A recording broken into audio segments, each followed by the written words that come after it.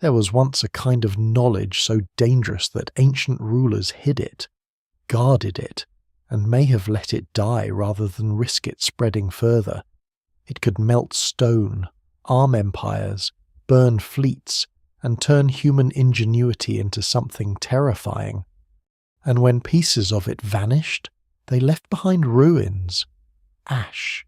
And one haunting question: did the ancient world lose this technology by accident? Or did it decide the world was safer without it? Before we go deeper, like the video and subscribe to the channel if this is the kind of mystery history you enjoy. The first time it happens, no one writes it down.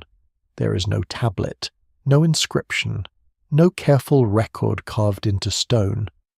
There is only a moment, somewhere in the deep past, when a human being realizes that fire does not have to be gentle.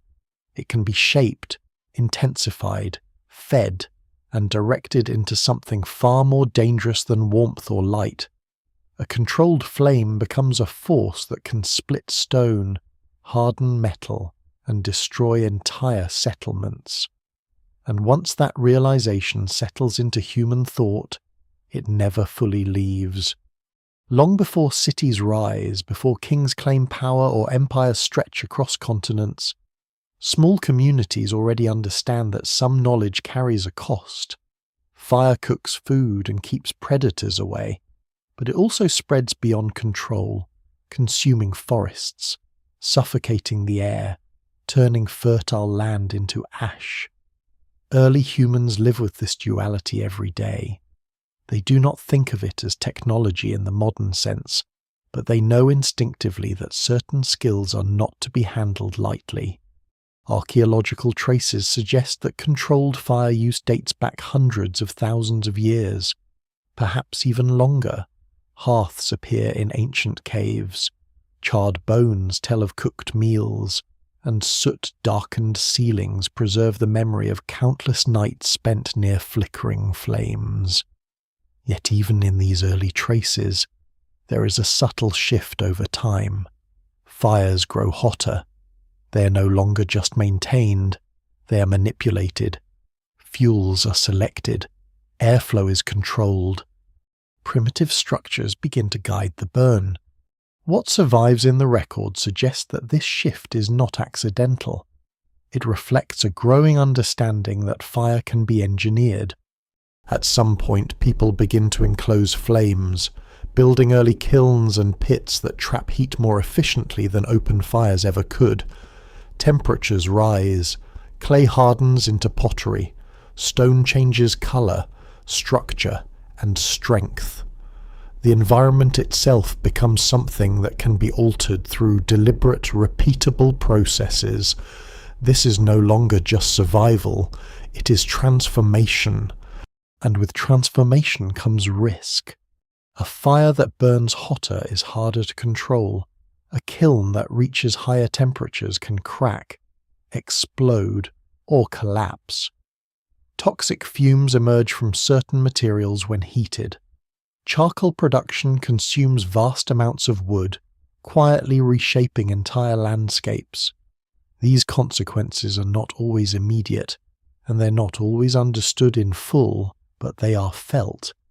Even in these early stages, there are signs that knowledge begins to separate.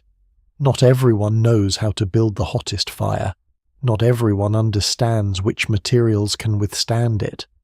Some individuals, through experience or intuition, become specialists.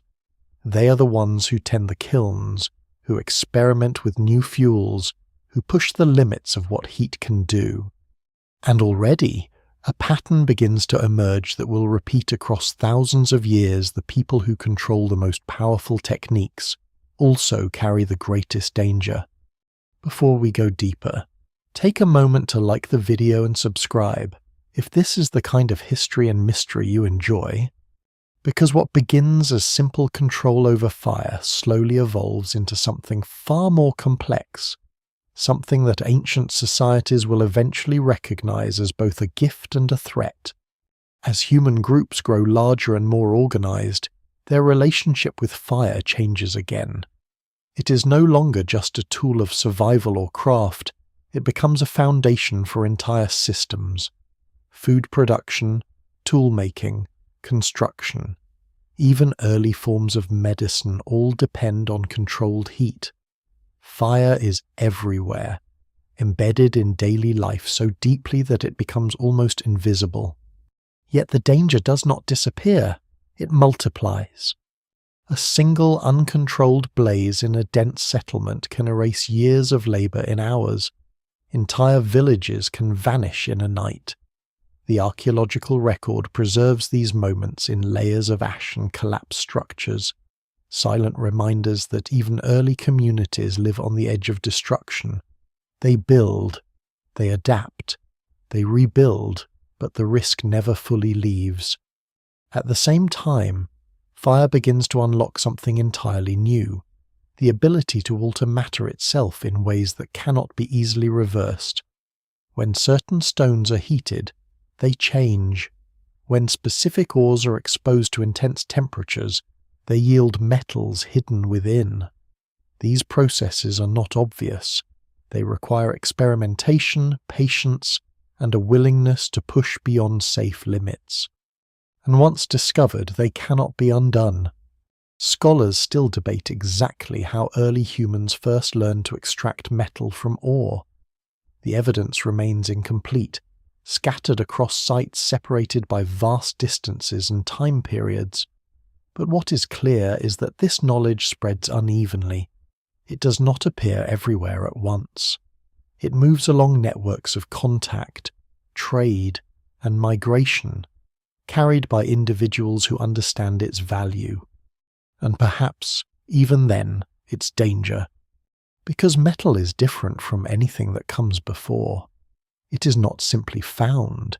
It is created through a controlled process that requires high heat, precise timing, and specialized knowledge. The tools and weapons made from it are stronger, sharper, and more durable than those made from stone or bone. They change how people hunt, how they build, and how they fight.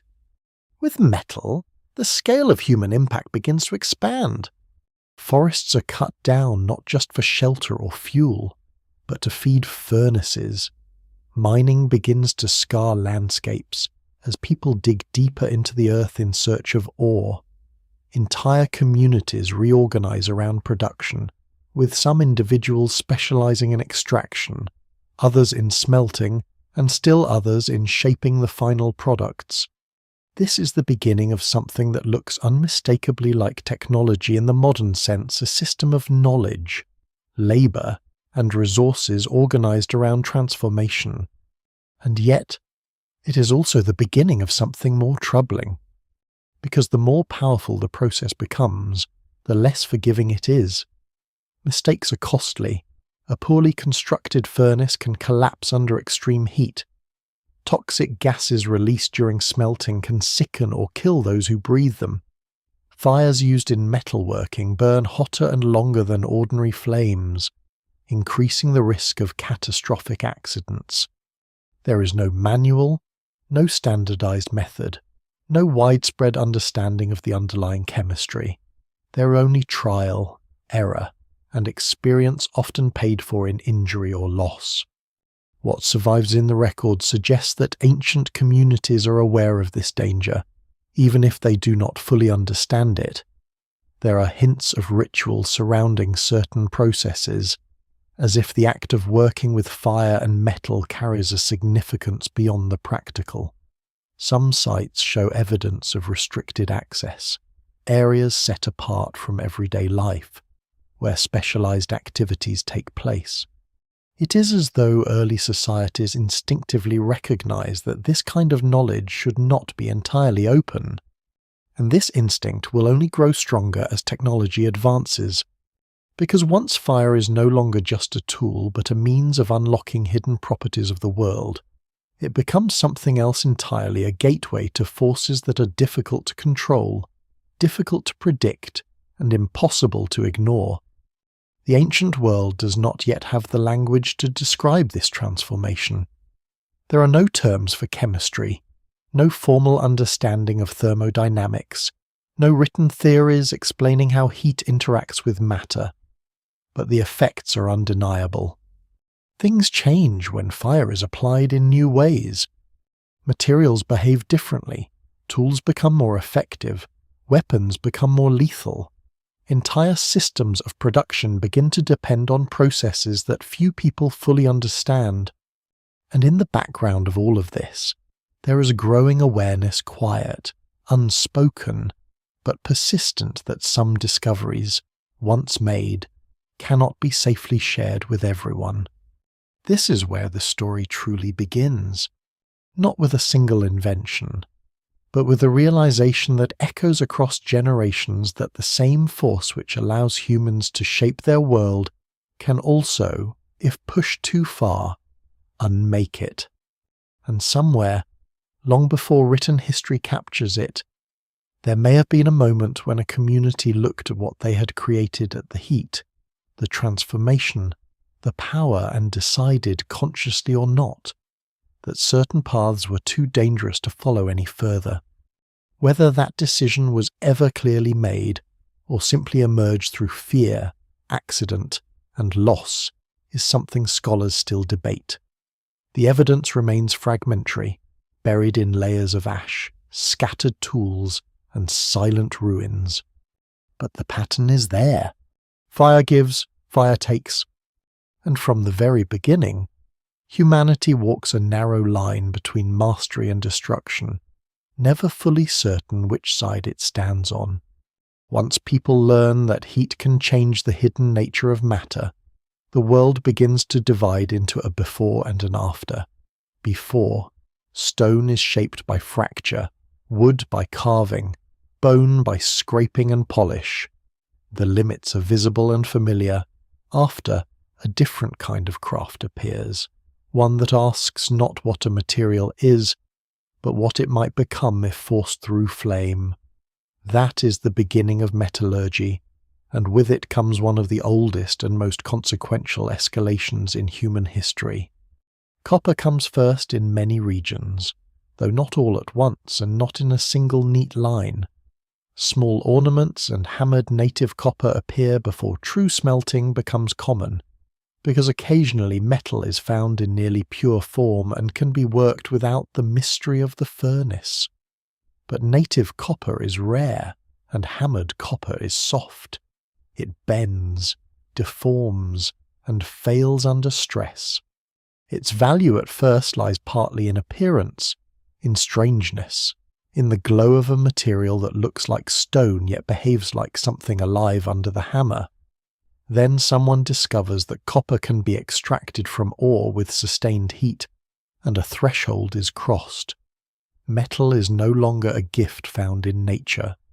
It becomes a product of knowledge. This changes everything because ore does not advertise what it contains. Rock must be selected, broken, sorted, roasted, and fed into carefully managed fires.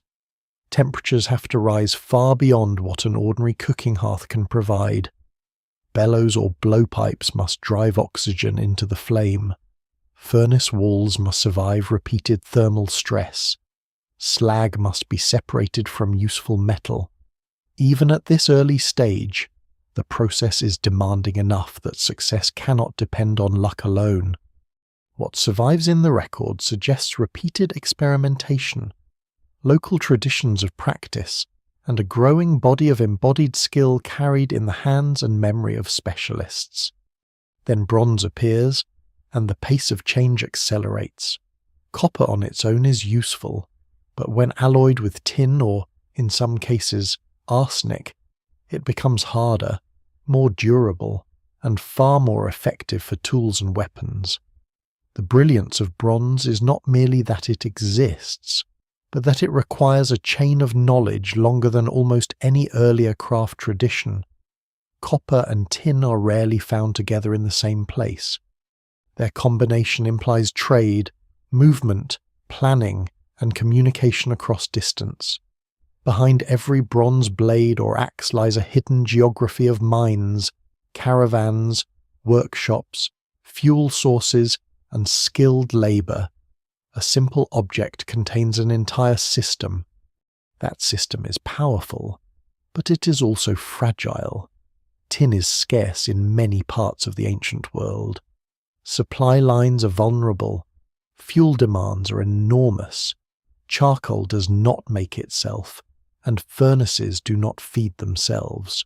Whole tracts of woodland can disappear into the appetite of metal production. In some regions, pollen records and environmental studies suggest long-term pressure on forests linked to smelting and fuel use, though no single explanation fully accounts for every case. The evidence remains incomplete, but the pattern is clear enough as metallurgy expands. Landscapes begin to change with it. The craft itself is unforgiving.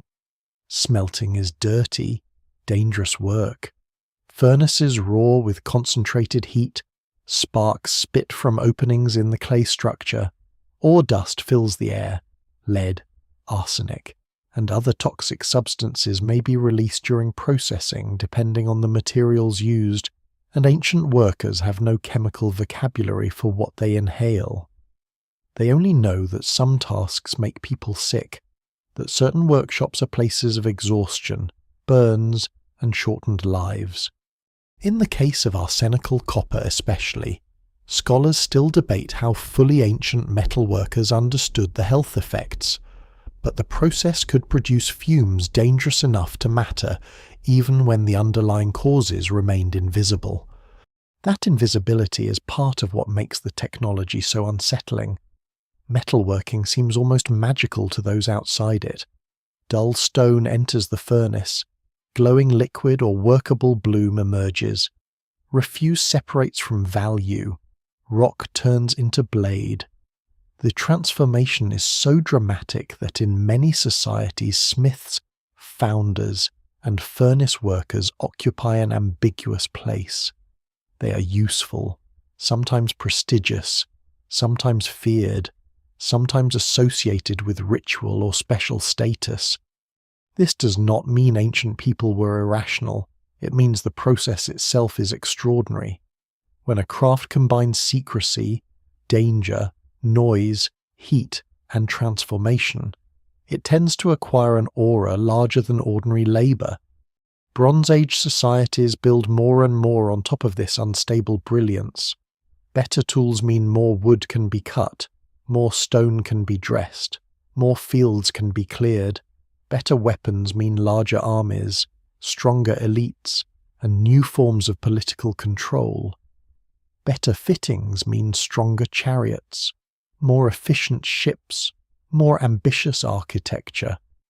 The material seems to solve problems, and so demand increases. Workshop quarters expand near palaces and cities. Trade routes thicken. Standardized molds appear. Scrap is recycled. Metal begins to move not merely as treasure but as infrastructure. And then iron emerges in a more sustained way, and the old balance shifts again. Iron is not entirely unknown in earlier periods. Small objects of meteoritic iron exist long before large-scale ironworking becomes established. That distinction matters.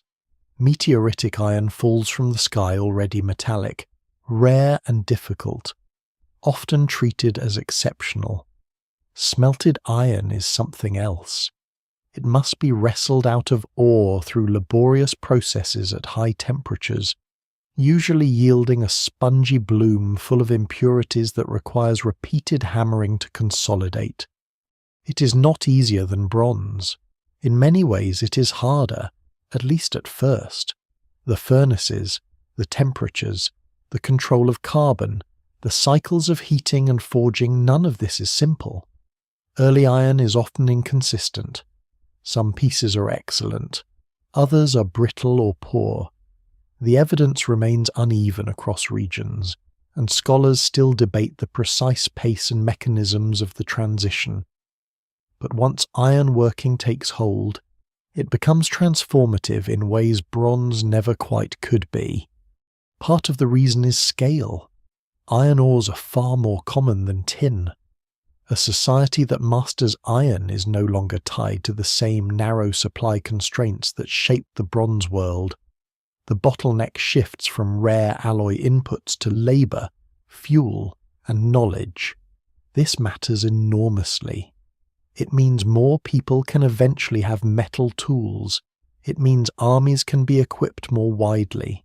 It means forests face even greater pressure. It means furnaces multiply. The dangerous relationship between heat, resource extraction, and power does not diminish, it deepens. There is a tendency, especially in modern imagination, to see this progression as purely triumphant: first copper, then bronze, then iron, each stage a straightforward march toward improvement.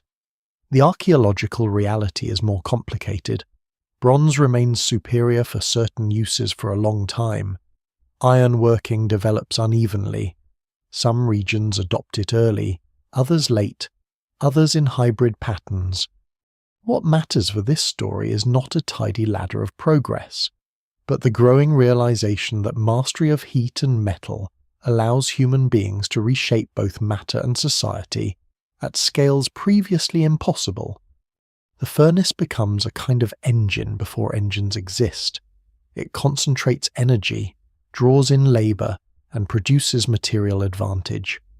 Around it gather miners, charcoal burners, haulers, potters, mould makers, hammer workers, traders, guards, and rulers. This is not a solitary invention. It is a web. And because it is a web, it can spread power across kingdoms while hiding its costs in distant mines, stripped hillsides, smoke-blackened workshops, and injured bodies. A lesser-known detail in this long transformation is just how much ancient metallurgy depends on ceramics. Furnaces, crucibles, tuyères, moulds, and lining materials all have to survive extreme conditions. In other words, metal does not simply arise from fire alone. It depends on prior mastery of clay and heat. The great metal ages rest on older pyrotechnologies that make them possible. A civilization cannot become metallurgical without first learning how to build containers that can endure temperatures at the edge of structural failure. This means that behind every gleaming blade stands a quieter history of kiln knowledge, refractory materials, and the patient craft of those who learned how not to let the fire consume its own vessel. That detail matters because it shows how ancient, dangerous technology rarely arrives as a single dramatic leap. It builds by layering one controlled hazard on top of another. First the kiln, then the furnace, then the alloy, then the larger workshop, then the military demand, then the extraction system needed to keep it all alive. Each layer solves a problem and creates two more. Each success enlarges the consequences of failure. No one in the Bronze Age or early Iron Age is thinking in terms of global industrial systems. But the logic is already there. A society becomes dependent on processes that are hot, secretive, resource-hungry, and increasingly indispensable. To stop is difficult. To continue is dangerous. This tension hums under the surface of the ancient history, long before any formal attempt to regulate or suppress specific knowledge. What survives in the record suggests that by the time metallurgy matures, people already understand that not all fire is equal. The hearth in the home is familiar. The furnace in the workshop belongs to another category entirely. It is louder, hotter, more expensive, more unpredictable, and more politically significant. It can enrich a palace, arm a king, and hollow out a forest in the same generation. It can create prestige objects for temples and spearheads for soldiers from the same batch of metal.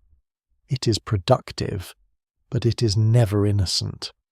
And so the metal that changes everything also teaches an older lesson in a sharper form.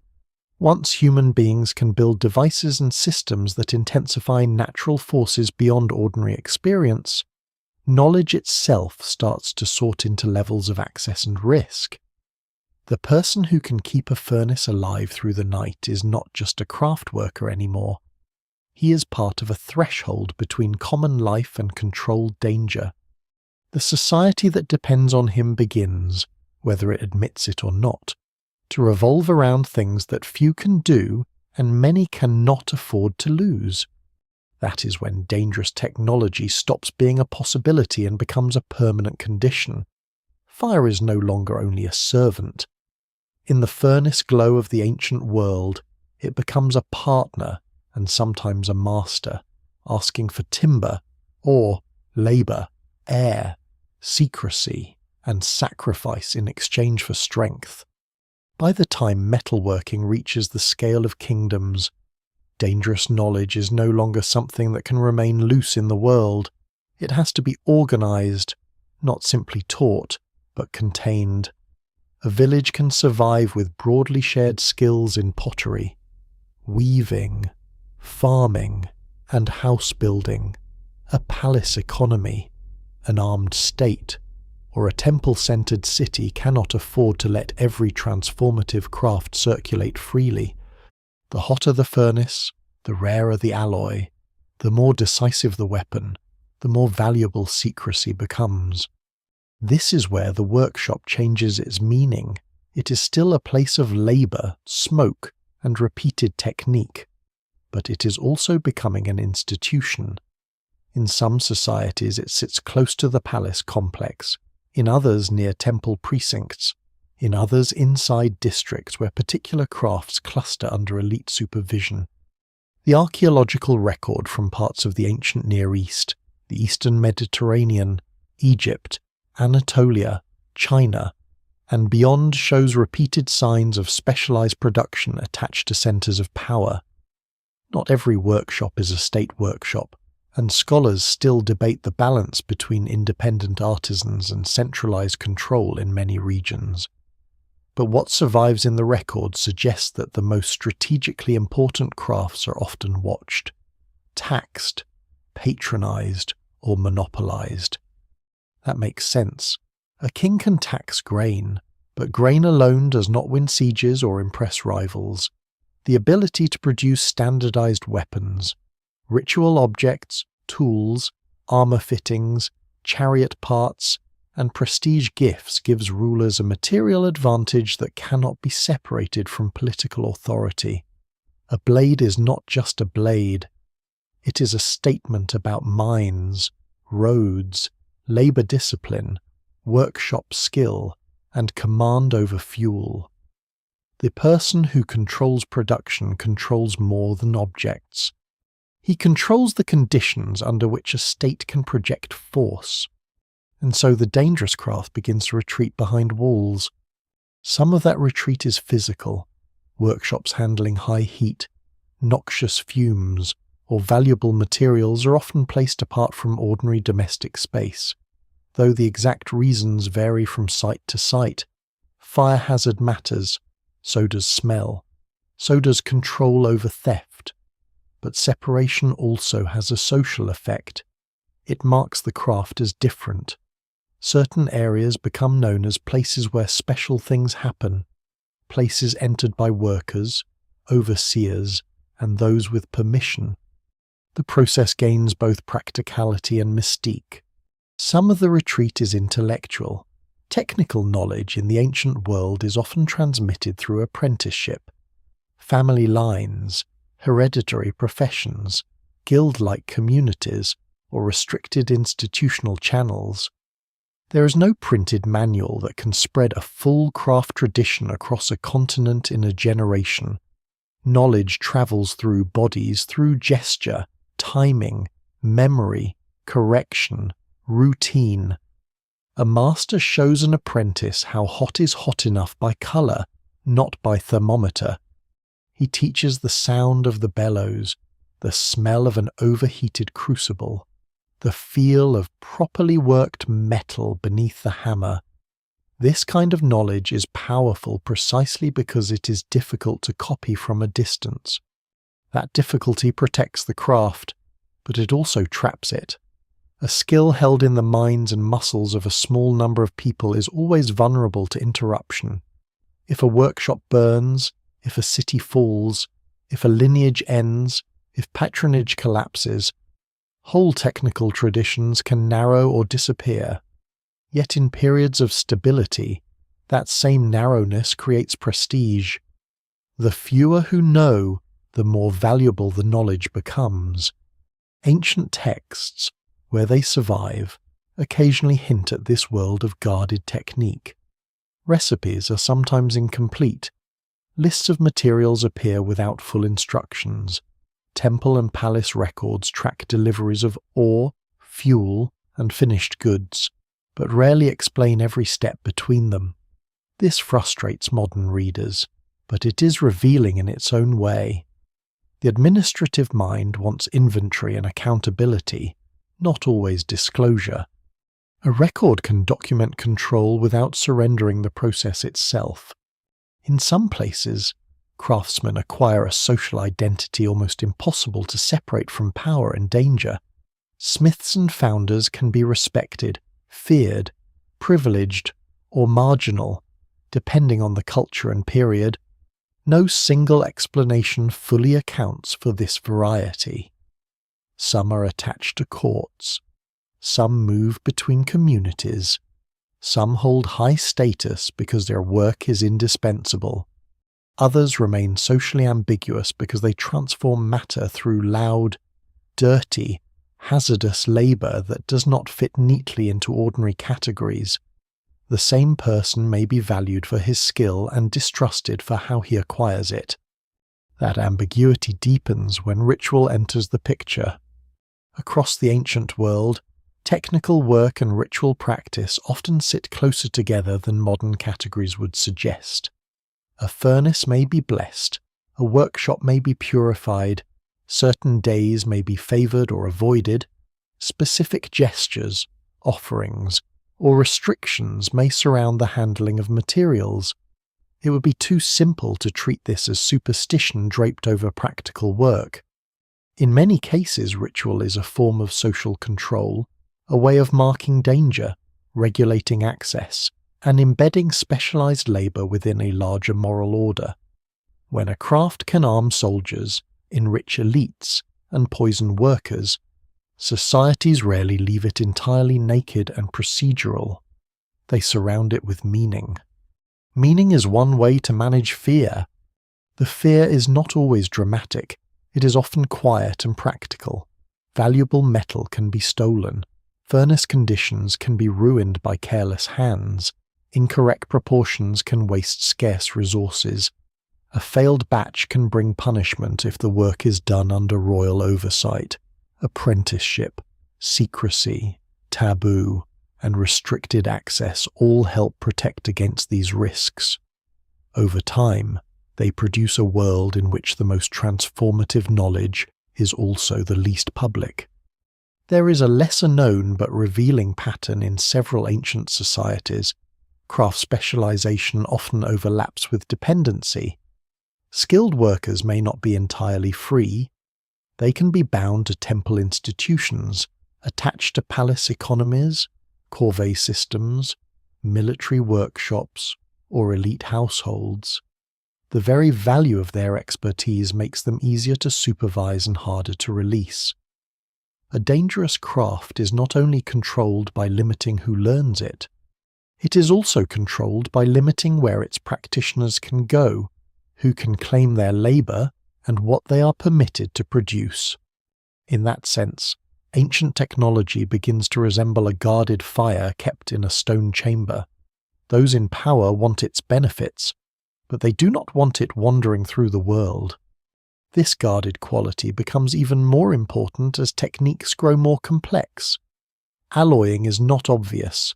Fuel quality matters, furnace design matters, ore preparation matters, timing matters.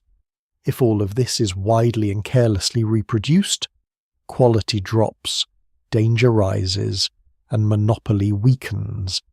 If it remains concentrated, standards can be maintained and advantage preserved. The temptation to keep knowledge closed is therefore not merely cultural, It is structural. One can see this logic in the relationship between war and specialized craft. A kingdom does not need every villager to understand how to produce elite weaponry. It needs reliable output under trusted supervision, chariot parts, scale armor, socketed spearheads, arrowheads by the thousands, strong blades, and durable fittings all depend on coordination. The closer technology comes to strategic necessity, the less likely it is to remain socially open. Secrecy, whether formal or informal, becomes a form of statecraft. And yet the walls are never perfect. Trade moves objects beyond the place of their making. Conquest relocates artisans. Marriage alliances, gifts, migration, and captivity all spread fragments of technical skill. A smith taken after a war is not merely a labourer, he is a carrier of process. A shipment of unusual ingots or finished goods advertises possibilities to those who inspect it closely. Even guarded knowledge leaks, and ancient rulers know this. One reason workshops are clustered near power is because power does not trust distance. The result is a strange balance. The craft is secret, but not invisible, restricted, but never completely sealed, revered, but always useful enough to invite imitation. This tension gives ancient technology much of its social charge. People know enough to value it and fear enough to respect its boundaries, but not enough for the boundaries to disappear. In some periods, the keepers of dangerous techniques begin to look almost like a class within a class. They possess knowledge that ordinary farmers do not. They are closer to rulers than many labourers are. Their work can feed both sacred and military systems. Yet their status remains unstable, because the same elites who need them also need to prevent them from becoming independent centres of power. A master founder who knows how to produce superior metal objects is valuable. A network of such men operating beyond supervision is a risk. So the ancient world develops habits of containment, workshops near palaces, crafts inside compounds, techniques in apprenticeships, materials under record, production tied to institutions, sacred language around hazardous acts, restricted spaces where common life gives way to managed transformation. None of this needs a written law stating that dangerous knowledge must be controlled. The system itself behaves that way long before any formal doctrine appears. What survives in the record suggests that ancient societies are often more aware of technological risk than modern stereotypes allow. They may not have modern science, but they understand scarcity, accidents, sabotage, theft, contamination, and political instability. They know that some crafts can destabilize a kingdom if mishandled.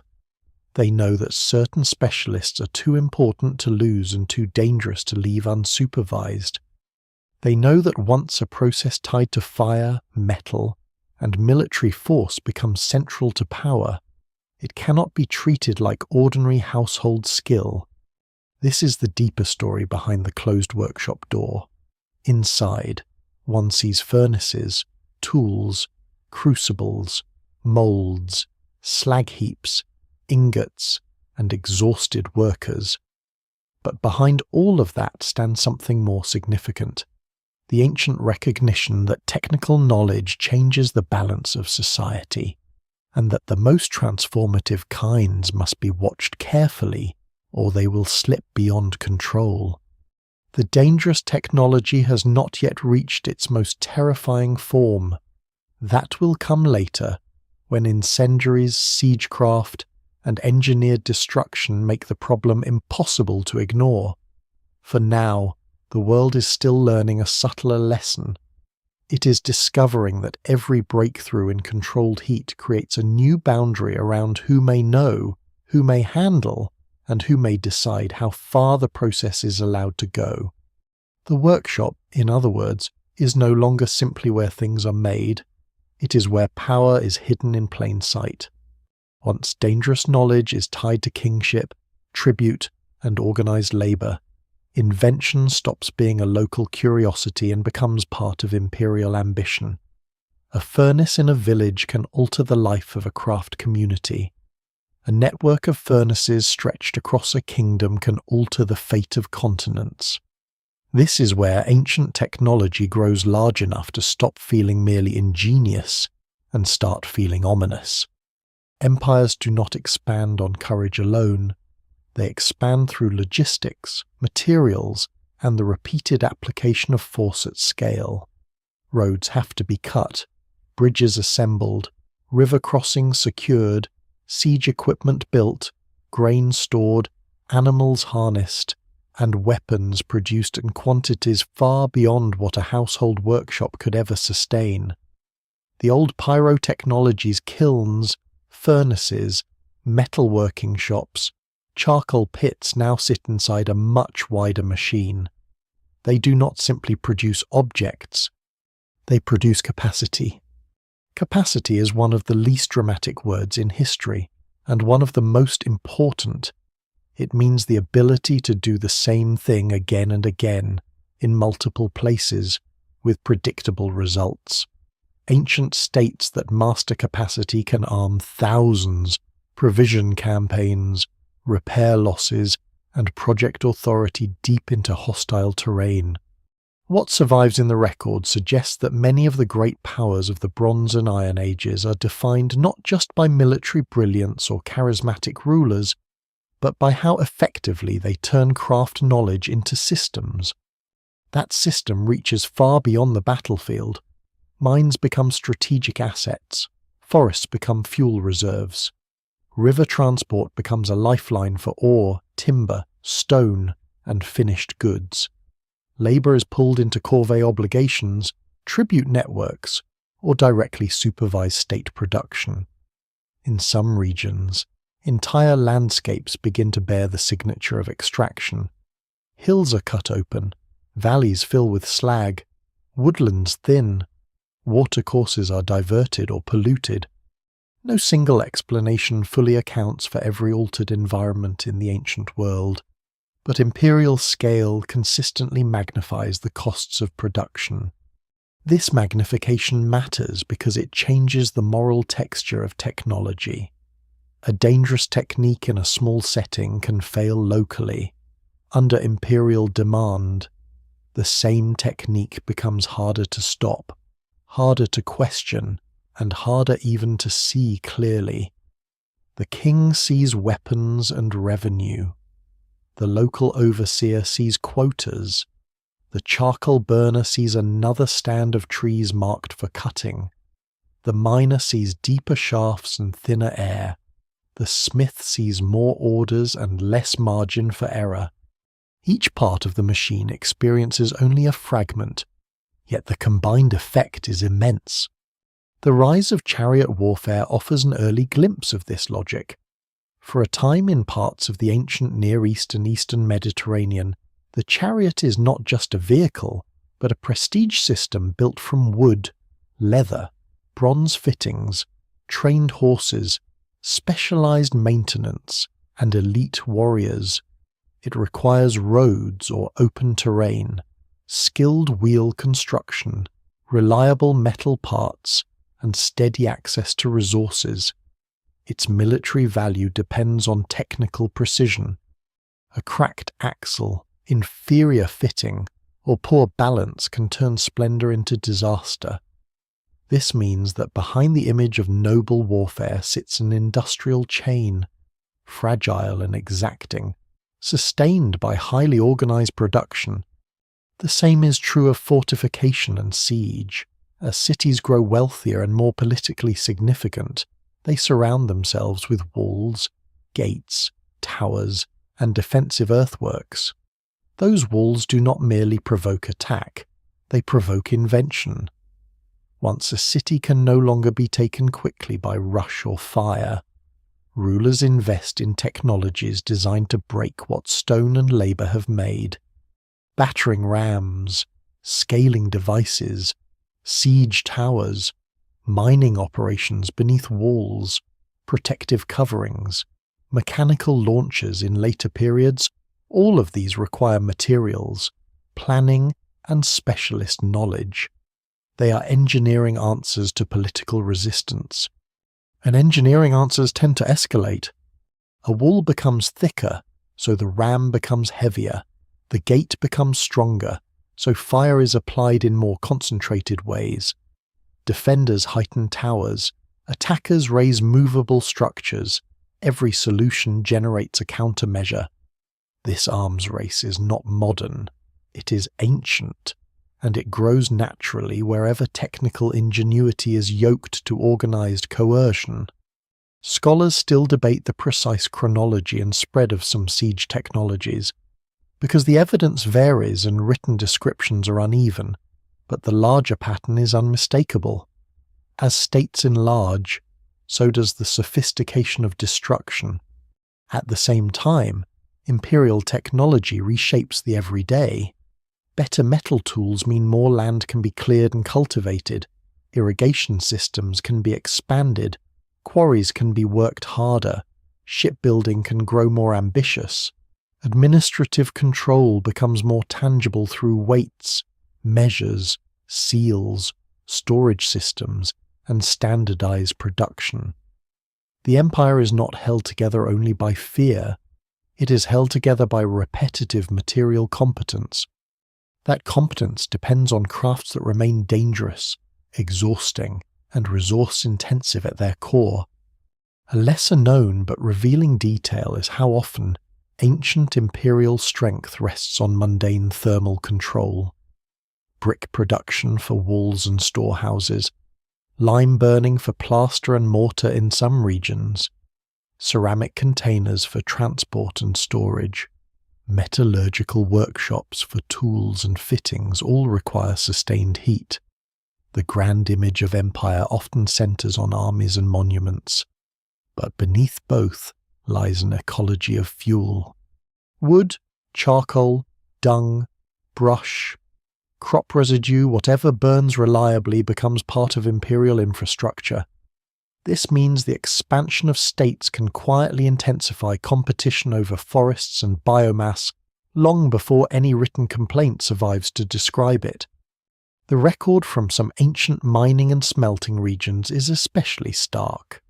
In places associated with copper production, lead-silver extraction, or later ironworking, archaeologists find slag heaps, abandoned workings, polluted sediments, and evidence for large-scale labour mobilization. The details differ from region to region. Some extraction zones flourish for centuries, others in shorter bursts. Some appear under palace administration, others through mixed systems of local and elite control. But what survives in the record suggests a familiar truth. Once a state recognizes a material as strategically important, the places that produce it become sites of intensified pressure. Pressure on land, pressure on workers, pressure on knowledge. This is where invention begins to feel less like discovery and more like obligation. A smith serving an expanding kingdom cannot simply refine technique for beauty or curiosity. He is drawn into demand. A mine producing ore for weapons or prestige goods becomes too useful to leave at a modest scale. Success creates appetite. Appetite creates larger systems, and larger systems turn every technical improvement into a political event. That political dimension is especially clear in the control of specialists. Empires relocate craftsmen, reward them, bind them, or capture them. Conquest is not only about land and tribute, it is often about people who know how to make valuable things. A potter can rebuild a ceramic tradition, a smith can strengthen an arsenal, a siege engineer can shorten a campaign. What survives in texts and archaeological context from various ancient states suggests that skilled labour is treated as an asset to be managed, not merely admired. Knowledge migrates because power makes it move. When it moves, it also hybridizes. Techniques from one region meet materials from another.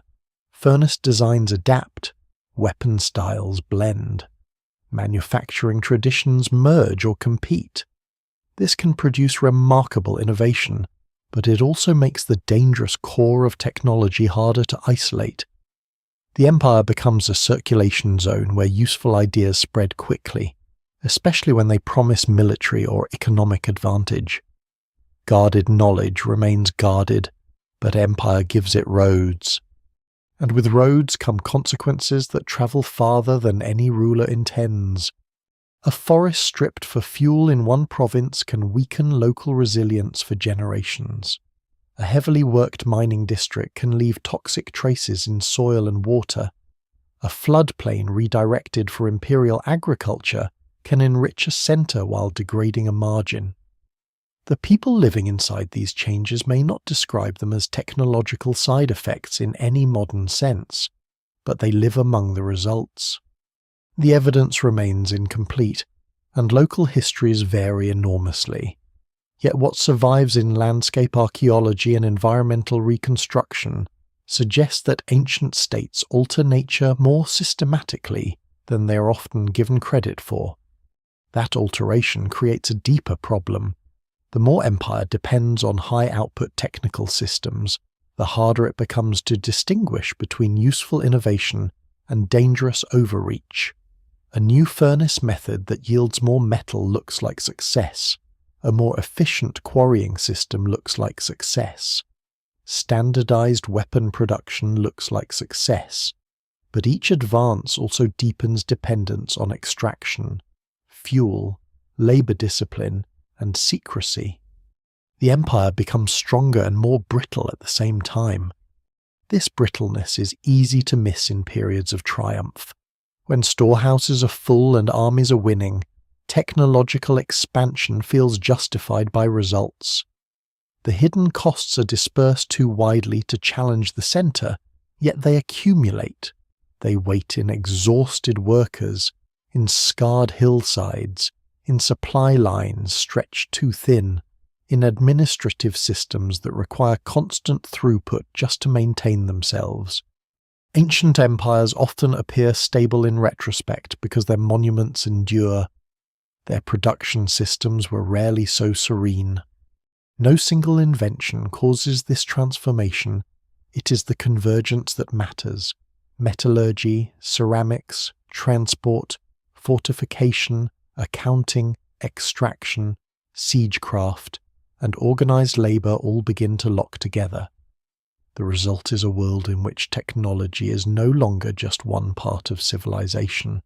It becomes the skeleton under the skin, holding expansion upright while quietly threatening collapse if strained too far. That is why the meeting of invention and empire is such a turning point in this story. Dangerous knowledge is no longer confined to the workshop or hidden in the guarded furnace compound. It is distributed through the state itself.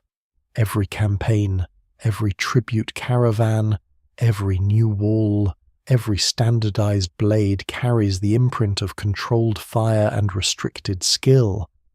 The scale gives technology grandeur, but it also gives it momentum. And momentum is one of the hardest things any civilization can stop once it has mistaken it for destiny. Soon, that momentum will cross another threshold. It will move from technologies that support power to technologies that terrify even those who wield them.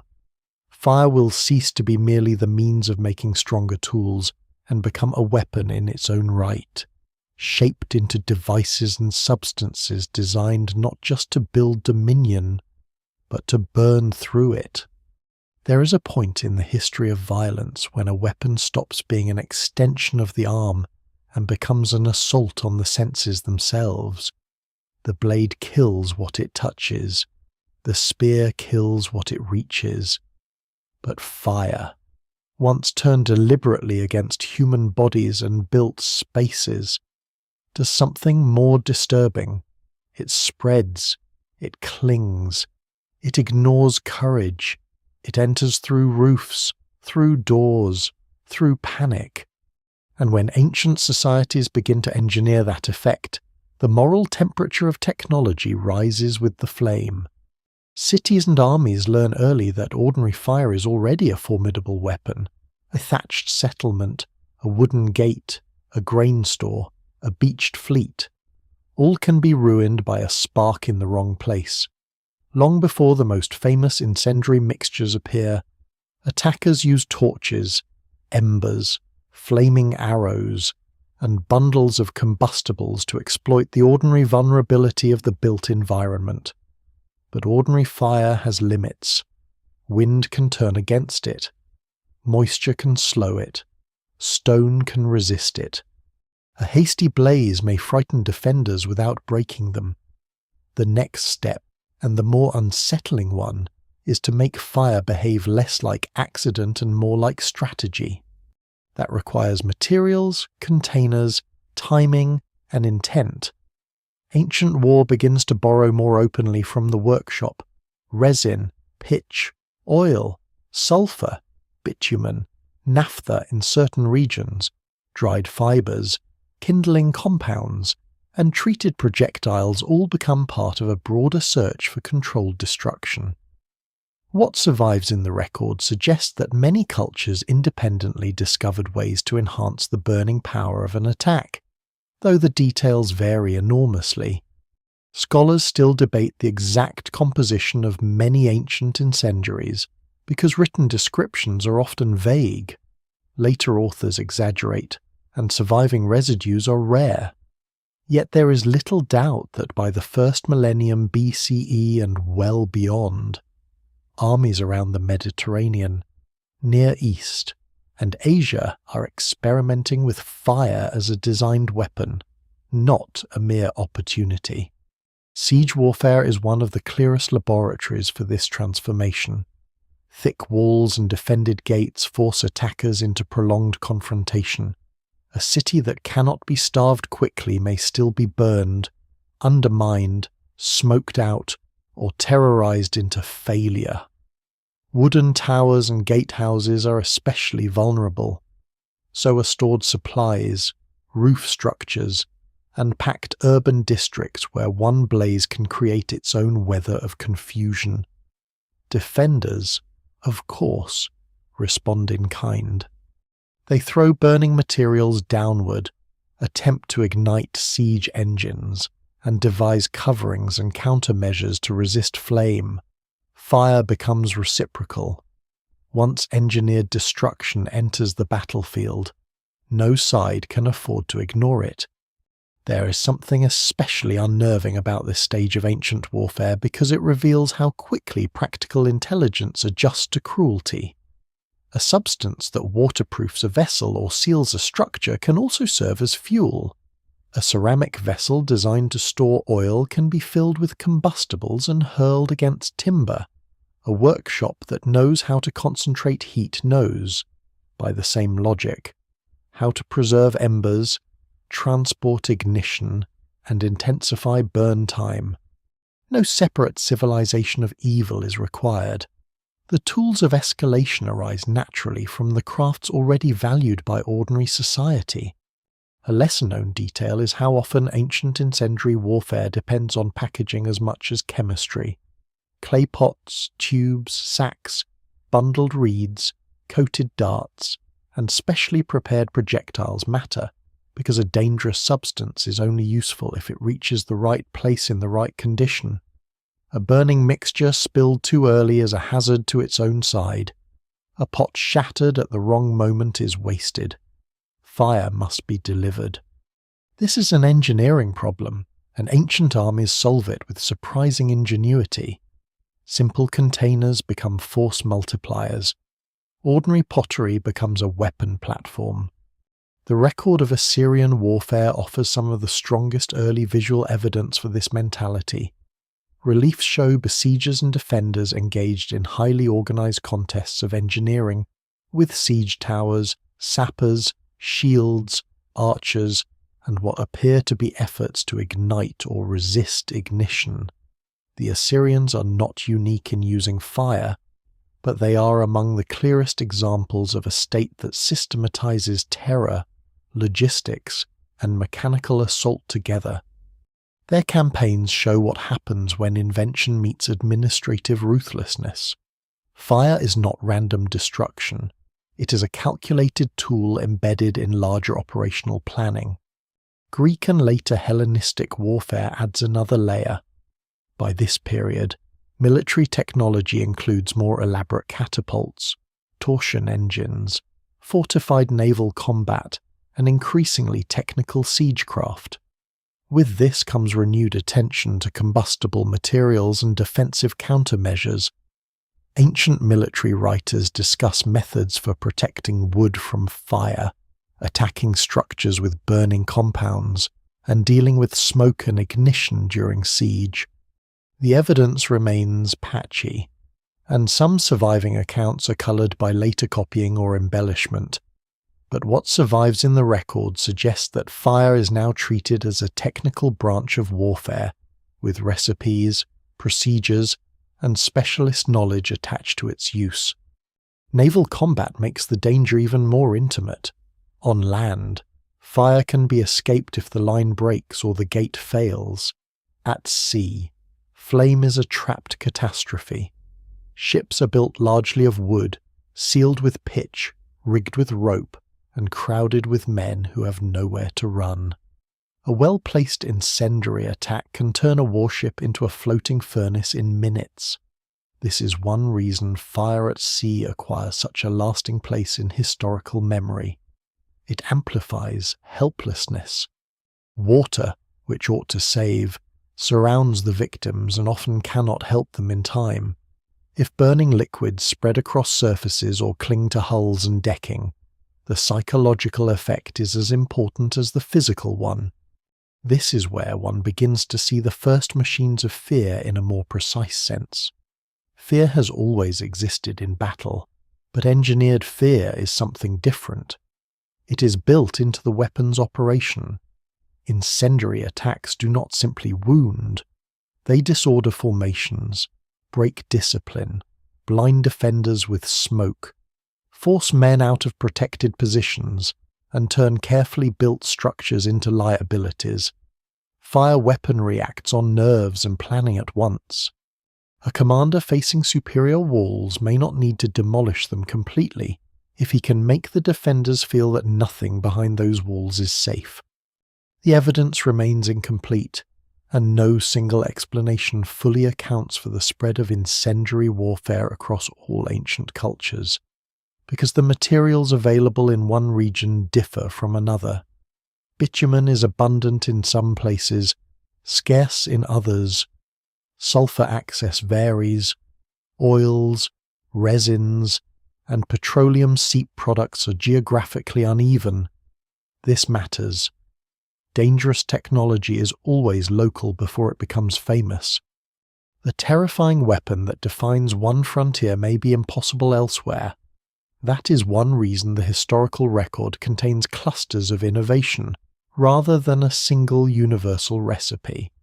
China, too, develops a deep tradition of military fire use, though often along different trajectories and with different textual survivals. Long before the later explosive transformations associated with gunpowder, Chinese military thought includes extensive concern with incendiary tactics, signalling fires, smoke, heated projectiles, and the controlled use of combustible materials in siege and defense. Scholars still debate the interpretation of some early texts and their relation to actual battlefield practice, but the broader pattern is clear once states invest heavily in fortification and organized warfare. Fire becomes too useful and too frightening to remain unspecialized. What makes these weapons especially important for this story is that they change the meaning of technical skill. A good smith produces strong tools and weapons.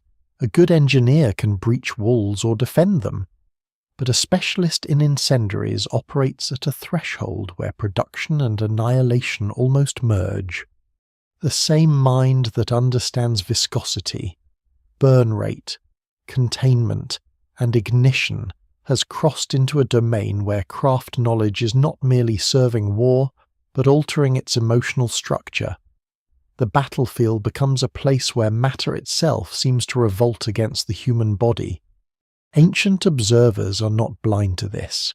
Even in cultures that celebrate military ingenuity, there are hints of discomfort around weapons perceived as excessively cruel, unpredictable, or destructive beyond necessity. One should be careful here. Ancient warfare is often brutal by any standard, and formal moral condemnation of particular methods varies widely. It would be misleading to impose a modern law of war framework too neatly on the past. But what survives in the record suggests that some technologies attract a special kind of attention because they seem to exceed the expected grammar of combat.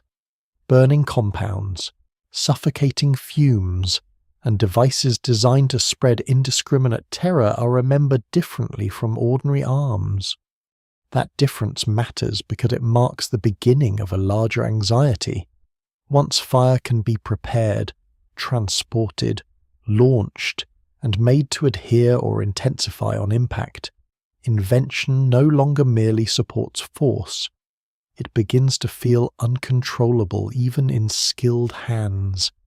A shifted wind can return smoke and flame to the attacker.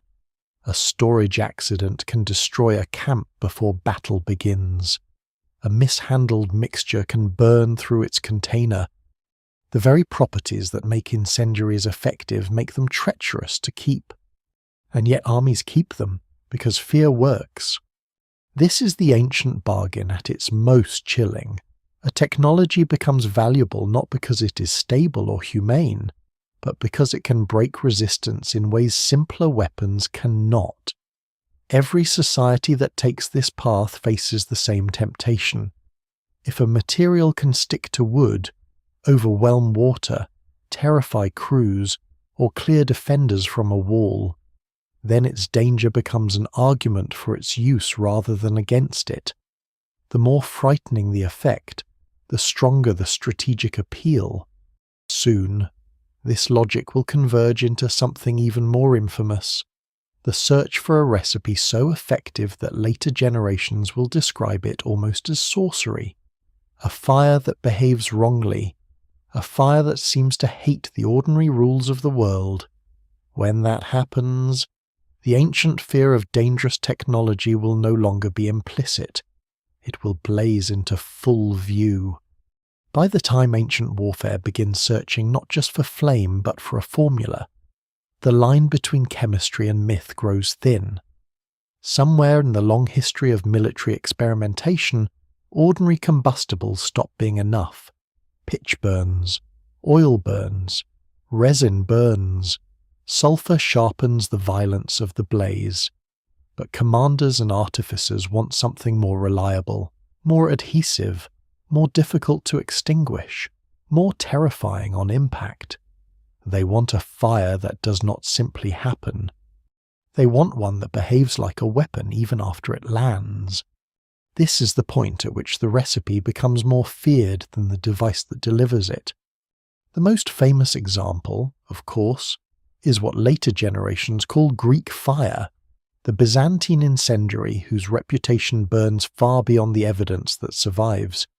It enters the record most clearly in the 7th century CE, when the Eastern Roman Empire faces repeated naval threats and appears to deploy an incendiary substance through siphons or related delivery systems against enemy ships. Contemporary and near-contemporary descriptions vary, later accounts embellish, and the exact formula remains unknown. Scholars still debate the composition, the method of projection in different contexts, and how consistent the weapon really was in practice. Yet on the central point there is broad agreement some form of highly effective incendiary technology gave the Byzantines a fearsome advantage, especially at sea, and its reputation was powerful enough to outlast the empire itself. That reputation rests on one repeated claim this fire was unusually hard to extinguish, perhaps even burning on water or across its surface under some conditions. The phrase has been repeated so often that it risks sounding like legend. but the underlying idea is plausible in a narrower and more technical sense than the dramatic version suggests. Petroleum-based substances, resins, sulfur, quicklime hypotheses, and other proposed components can all contribute to behavior that would seem uncanny to enemies expecting ordinary flame. The evidence remains incomplete, and no single reconstruction has won universal acceptance. But what survives in the record suggests that the terror of Greek fire came not from magic, but from engineered surprise. It violated the expectations of men trained to fight common fire with familiar instincts. That is what makes it so important in this story. Dangerous technology becomes most psychologically potent when it breaks inherited assumptions. A sailor knows what to do when sparks catch a rope. He knows the enemy may send burning arrows. He knows pitch can ignite. But if a projected stream of flame reaches the hull in liquid form, if water fails to help as expected, if the substance spreads or clings in ways that ordinary fire does not, then training collapses into panic. The weapon does not merely burn wood, it burns confidence. The Byzantine state understands the value of that effect and, as far as the evidence allows us to judge, treats the technology as a guarded secret. Chroniclers and later writers repeatedly emphasize secrecy, restricted transmission, and the privileged status of those who handled it. Some accounts may exaggerate for prestige, but the broader pattern is credible. A state facing existential military pressure has every reason to protect a weapon that can compensate for weakness in numbers or position. The formula, or more likely the practical system combining mixture, storage, and delivery, appears to be kept within a narrow institutional circle. This is precisely what one would expect when a recipe becomes strategically decisive. And Greek fire is unlikely to have been a single thing in every use. That matters. Modern imagination often wants one exact formula, a lost list of ingredients waiting to be rediscovered. Ancient reality is usually less tidy. The fire may have involved families of mixtures, different delivery methods, local substitutions and varying contexts, shipboard siphons, hand-thrown containers, perhaps defensive uses in sieges. The evidence remains patchy, and scholars still debate which descriptions refer to the same substance and which to related but distinct incendiaries. What survives in the record suggests a system more than a recipe, a dangerous technology whose power lies in coordination between materials, craft skill, apparatus, and secrecy. This is one reason it proves so difficult to copy. Even if an enemy guesses several ingredients, that does not necessarily reveal proportions, preparation, stabilization, ignition timing, or the engineering of the projection mechanism. A flame weapon lives or dies on implementation. If the container leaks, the nozzle fails, the pressure is insufficient, the mixture separates, or the ignition sequence is mistimed, the terror collapses into self-destruction. A guarded formula without guarded technique is not enough. Dangerous knowledge often survives as a chain, and breaking one link can make the whole thing appear lost. A lesser-known detail, often overshadowed by the famous naval scenes, is how much the weapon's legend depends on performance. Greek fire is terrifying not merely because of what it is made of, but because of how it appears when deployed. Sources evoke roaring jets, bronze apparatus, night battles, ships suddenly engulfed, enemies unable to respond. Some of this is literary dramatization, certainly, but that too is part of the technology's history. A weapon that generates awe becomes stronger through memory. Its psychological afterlife extends beyond its direct tactical effects. Fear becomes one of its active ingredients. The Byzantine example is the most celebrated. but it does not emerge from nowhere. It belongs to a much longer ancient and medieval search for enhanced incendiaries across the Mediterranean, Near East, and Asia. Naphtha warfare is known in several regions. Bitumen, sulfur, resinous compounds, and petroleum seep products are repeatedly drawn into military use where geography allows.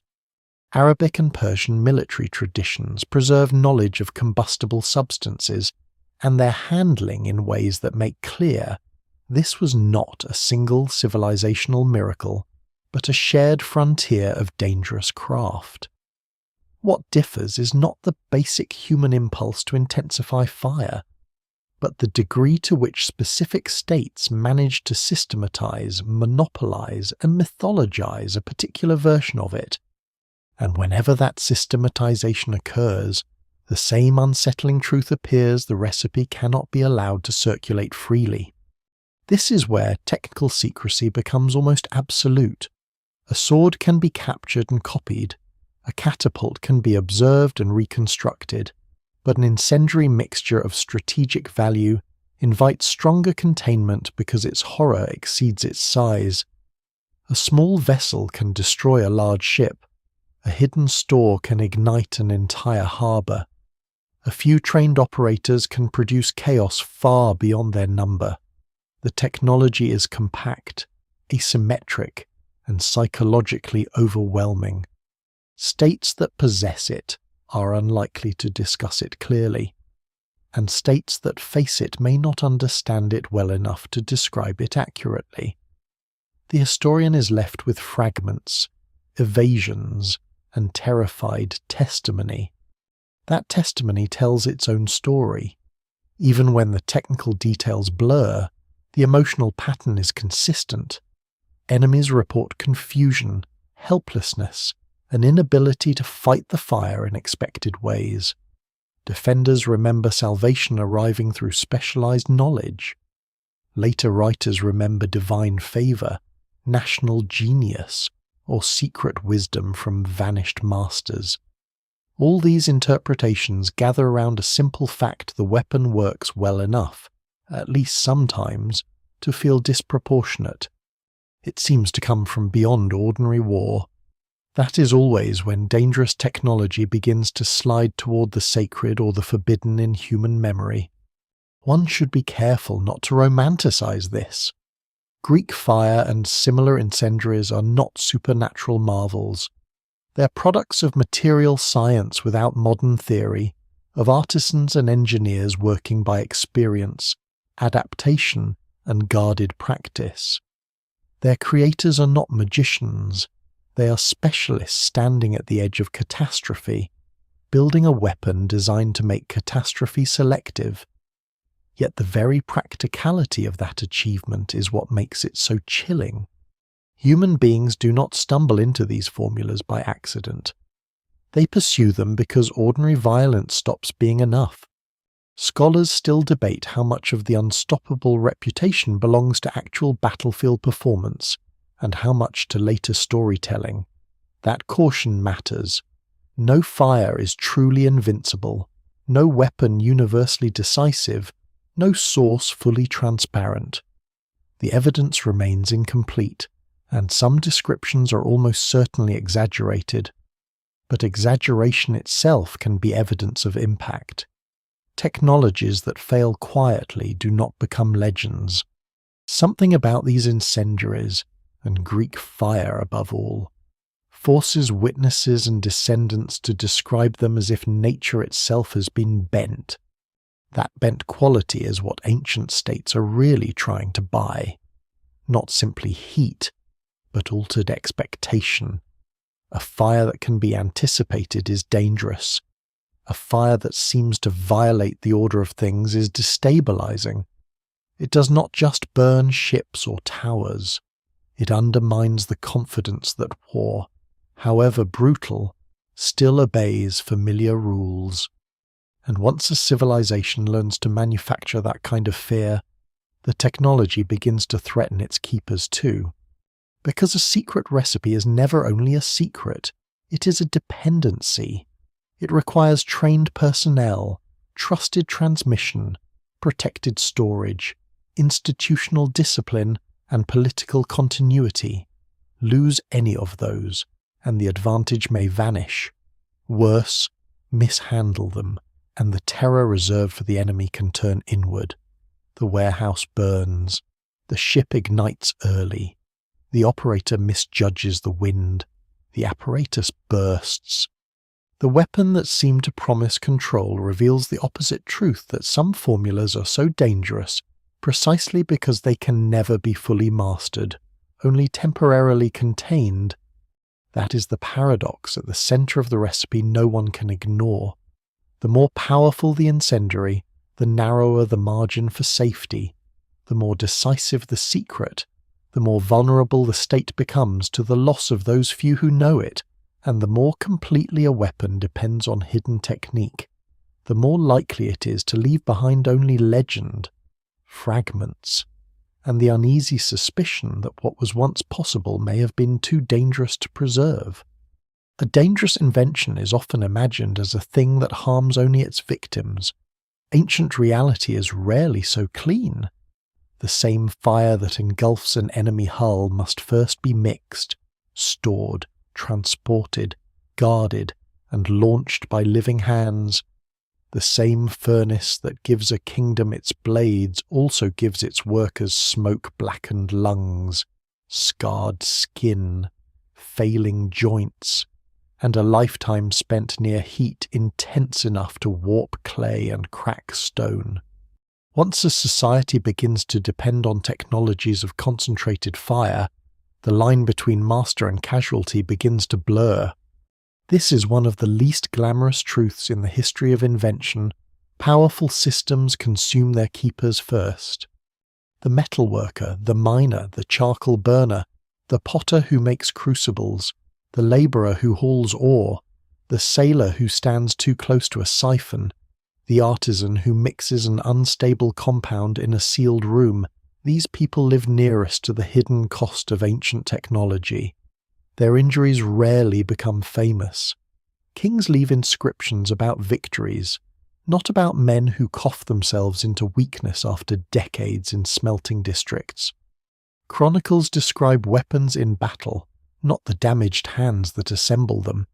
Yet what survives in the record suggests that the burden is immense, even where the evidence remains frustratingly incomplete. Mining alone offers a brutal example. To extract copper, silver, lead, tin, or iron at scale. Ancient societies drive deeper into the earth than subsistence life ever requires. Shafts collapse, ventilation fails, water gathers underground, dust hangs in enclosed spaces.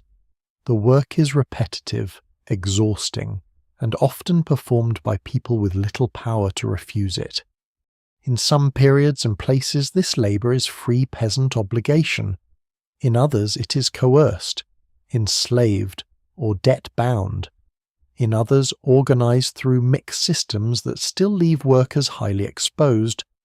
No single labour model applies everywhere, but the pattern is familiar across time. The more strategically valuable the material, the easier it becomes for ruling systems to treat the people extracting it as expendable. Smelting and refining add another layer of harm. Ores are not clean gifts waiting to be released. They come tangled with unwanted matter, some of it merely inconvenient, some of it poisonous. Lead and arsenic are especially troubling in this story. In several ancient metallurgical traditions, workers are exposed to fumes and residues that modern science recognizes as deeply dangerous. Ancient people do not possess that science, but they do not need a chemical formula to understand that certain workshops are places of sickness.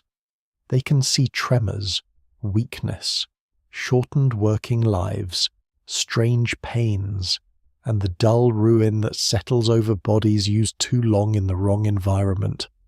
Scholars still debate how much any specific ancient population understood about toxicity as opposed to general occupational danger. That caution matters. it would be misleading to suggest a lost proto-industrial medicine. But what survives in the record suggests practical awareness of harmful conditions even when causes remain obscure. A workshop can be feared without being scientifically explained. A mine can be dreaded without anyone naming the invisible particles in the air. Human beings are very good at recognizing suffering long before they know why it happens. The same principle applies to incendiary technologies. The famous fire launched at an enemy ship has a quiet life before battle, and that life is dangerous. Highly combustible materials have to be kept stable enough to transport. Containers must not crack. Pressure systems or projection mechanisms must be handled by trained operators. Ignition must happen at the right moment and not before. Weather matters, motion matters, human panic matters.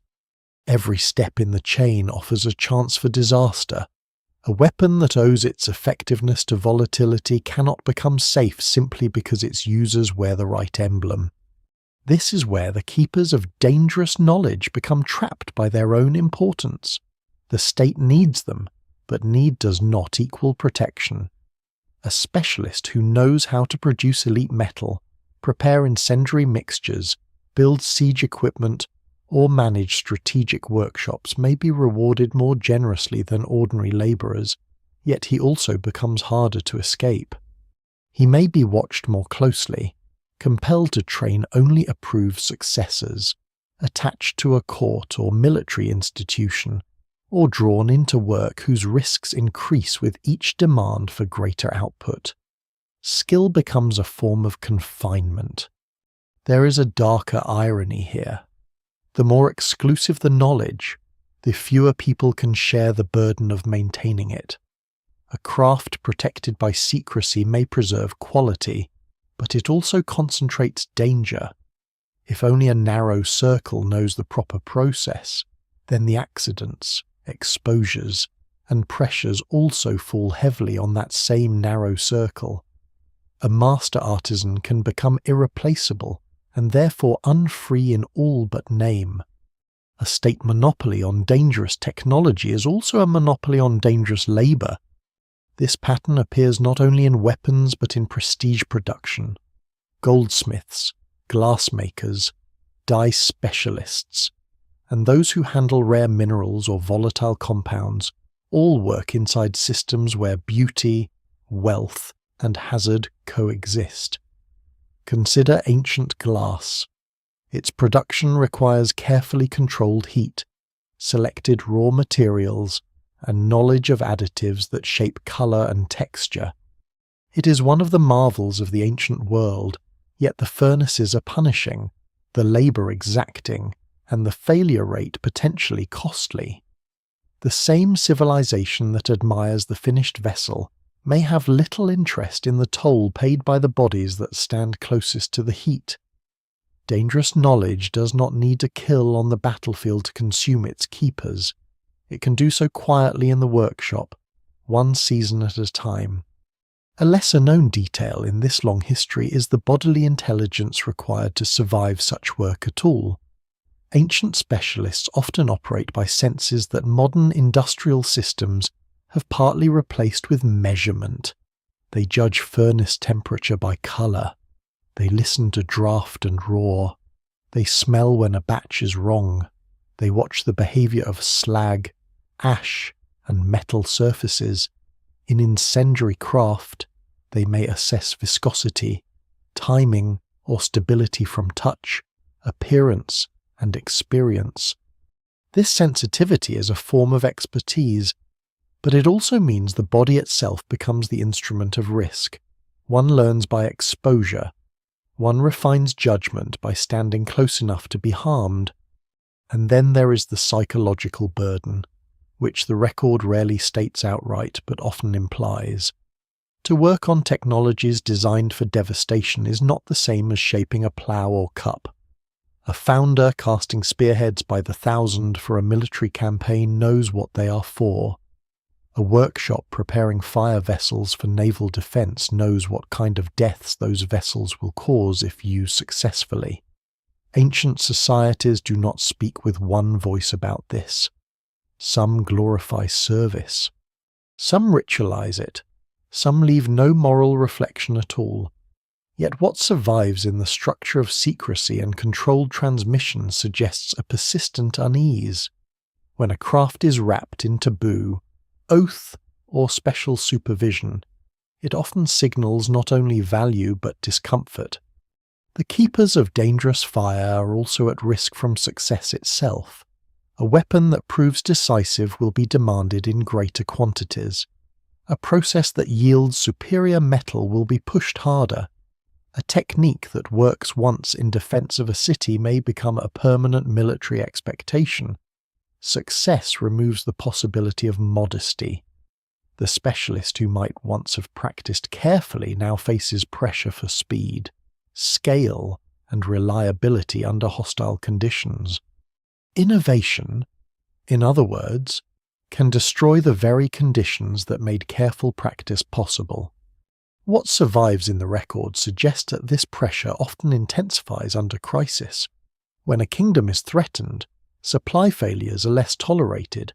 When armies mobilize, workshops run harder.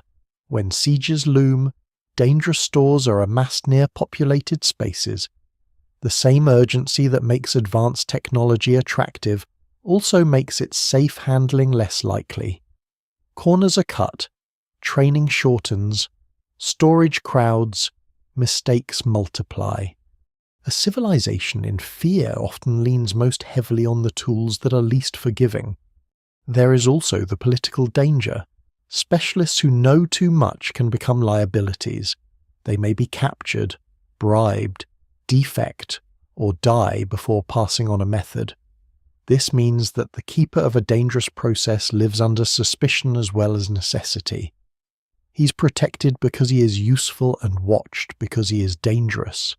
Some may gain wealth or influence through this role. Others may simply disappear into institutions that extract skill without granting much security in return. The evidence is uneven, but the structural logic is clear enough. A state that depends on restricted knowledge cannot fully trust those who carry it in their heads. No single explanation fully accounts for why some ancient technical lineages end abruptly and others endure for centuries. War, plague, migration, political collapse, resource depletion, simple bad luck all matter. But the human fragility at the center of these systems is impossible to ignore. A recipe is not immortal.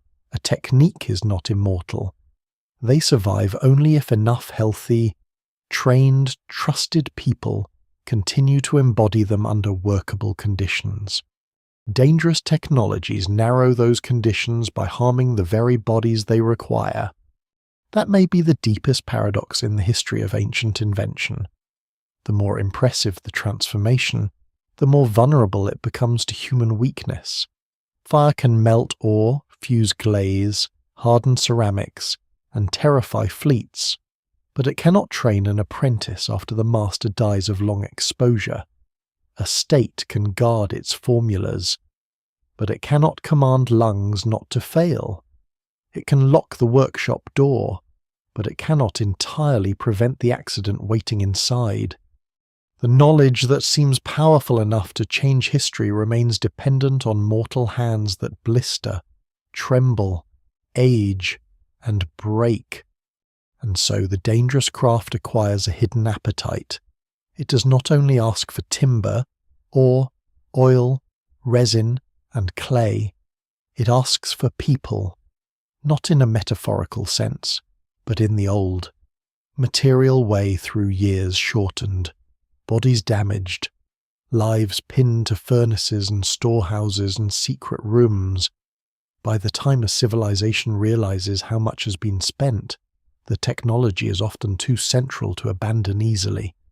Its keepers are already inside the bargain, carrying the burden of a power that promises security while steadily consuming those closest to its flame. The scars of ancient technology do not end at the workshop door. They spread outward into hillsides, forests, riverbeds, harbours, and lungs. until the landscape itself begins to remember what a civilization was willing to do in the name of power. One of the strangest things about the ancient world is how often its most impressive achievements are surrounded by traces of exhaustion.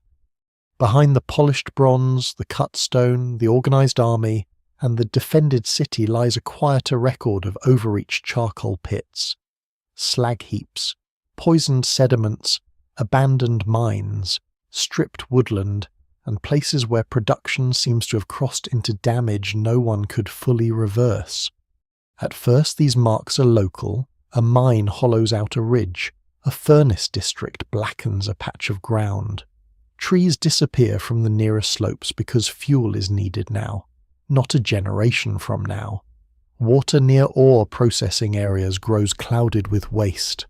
Such damage can be hidden, especially from the perspective of a palace or a military centre. The finished goods arrive polished and useful. The ruin stays at the edge, but once production intensifies and spreads, the edges begin to join. Ancient metallurgy is a major part of this story because it consumes two things relentlessly: ore and fuel. Ore demands excavation, transport, sorting, roasting, crushing, and smelting. Fuel demands cutting, drying, charring, hauling, and storage. A single furnace event may appear modest, but repeated across decades, across districts, across royal demands, the cumulative pressure becomes immense. What survives in the environmental record suggests that in some regions, prolonged metal production contributes to deforestation, erosion, and altered land use on a scale that would have been visible even to those without written science. Hills become barer. Streams behave differently. Good timber retreats farther from the workshop.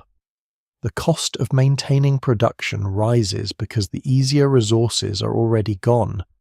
Scholars still debate the relative weight of metallurgy compared with agriculture, construction, grazing, and climate variation in particular cases. That caution is essential.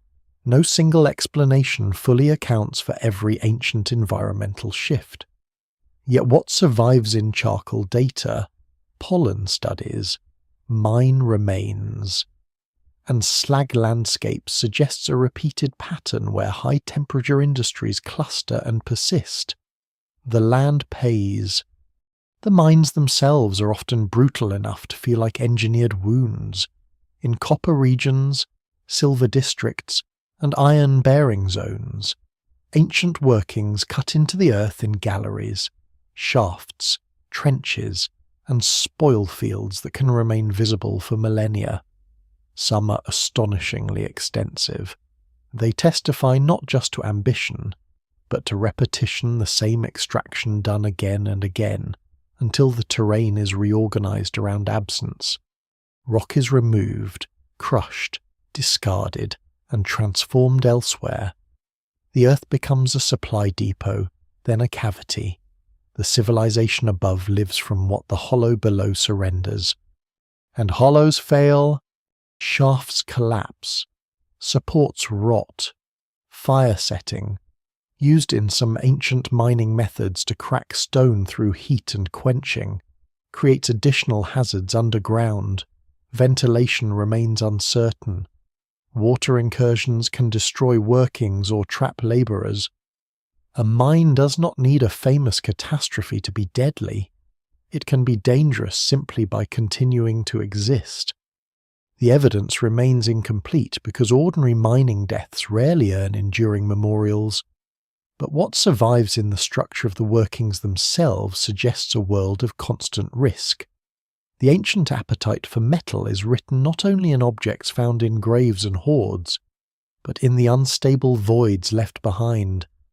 Then there are the workshops, where accident and contamination become almost inseparable. Furnaces crack, crucibles rupture, bellows fail, stored fuel catches unexpectedly, heated materials spill in areas where oils, resins, sulfurous substances, or petroleum products are handled. the margin for error narrows further. A controlled process can become an uncontrolled blaze in seconds. Ancient people understand this in the practical sense long before any formal theory of industrial safety exists. They place some activities apart from domestic areas, build with fire risk in mind where possible, and surround certain crafts with habits of caution. But caution has limits when the underlying system depends on repeated exposure to heat, smoke, volatility, and haste. This is where contamination becomes one of the most haunting legacies of ancient production. Lead is perhaps the most discussed example, not because the ancient world uniquely suffers from it, but because later science makes its persistence easier to trace. In regions tied to lead-silver extraction and processing, residues can enter soil, water, and air. Some studies have linked broader atmospheric signatures of ancient lead pollution to periods of high extraction, especially under large states. Scholars continue to debate scale, local variability, and biological impact in particular populations. The evidence remains complex, but the underlying point is difficult to ignore. Ancient civilizations, far from being gentle by default, are capable of leaving toxic footprints that outlast the institutions that created them. A lesser-known detail is how often waste itself becomes a monument. Slag heaps can reach astonishing size, especially in long-lived production centers. These mounds of fused refuse are the physical accounting of ambition. Every glittering tool or weapon has a shadow mass of discarded material behind it. Ancient societies do not just create finished goods. They create mountains of evidence that transformation is never clean. One reason archaeology can reconstruct lost industries at all is because dangerous production leaves so much behind. Waste remembers what official inscriptions omit. The sea remembers too. Shipwrecks carrying ore, ingots, amphorae of combustible substances, tools, or military stores offer rare snapshots of fragile systems in motion. A cargo of metal or fuel on open water is a floating concentration of risk.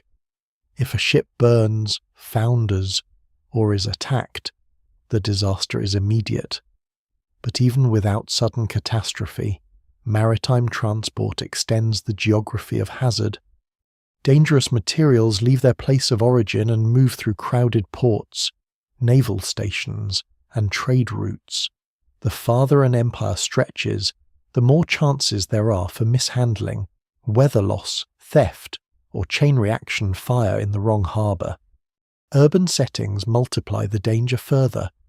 Ancient cities are dense by modern pre-industrial standards, full of timber beams, roof structures, workshops, storage jars, lamp fuel, cloth, fodder, and human congestion. Once specialized industries are embedded inside or beside such environments. One accident can spread from craft district to living quarter with horrifying speed.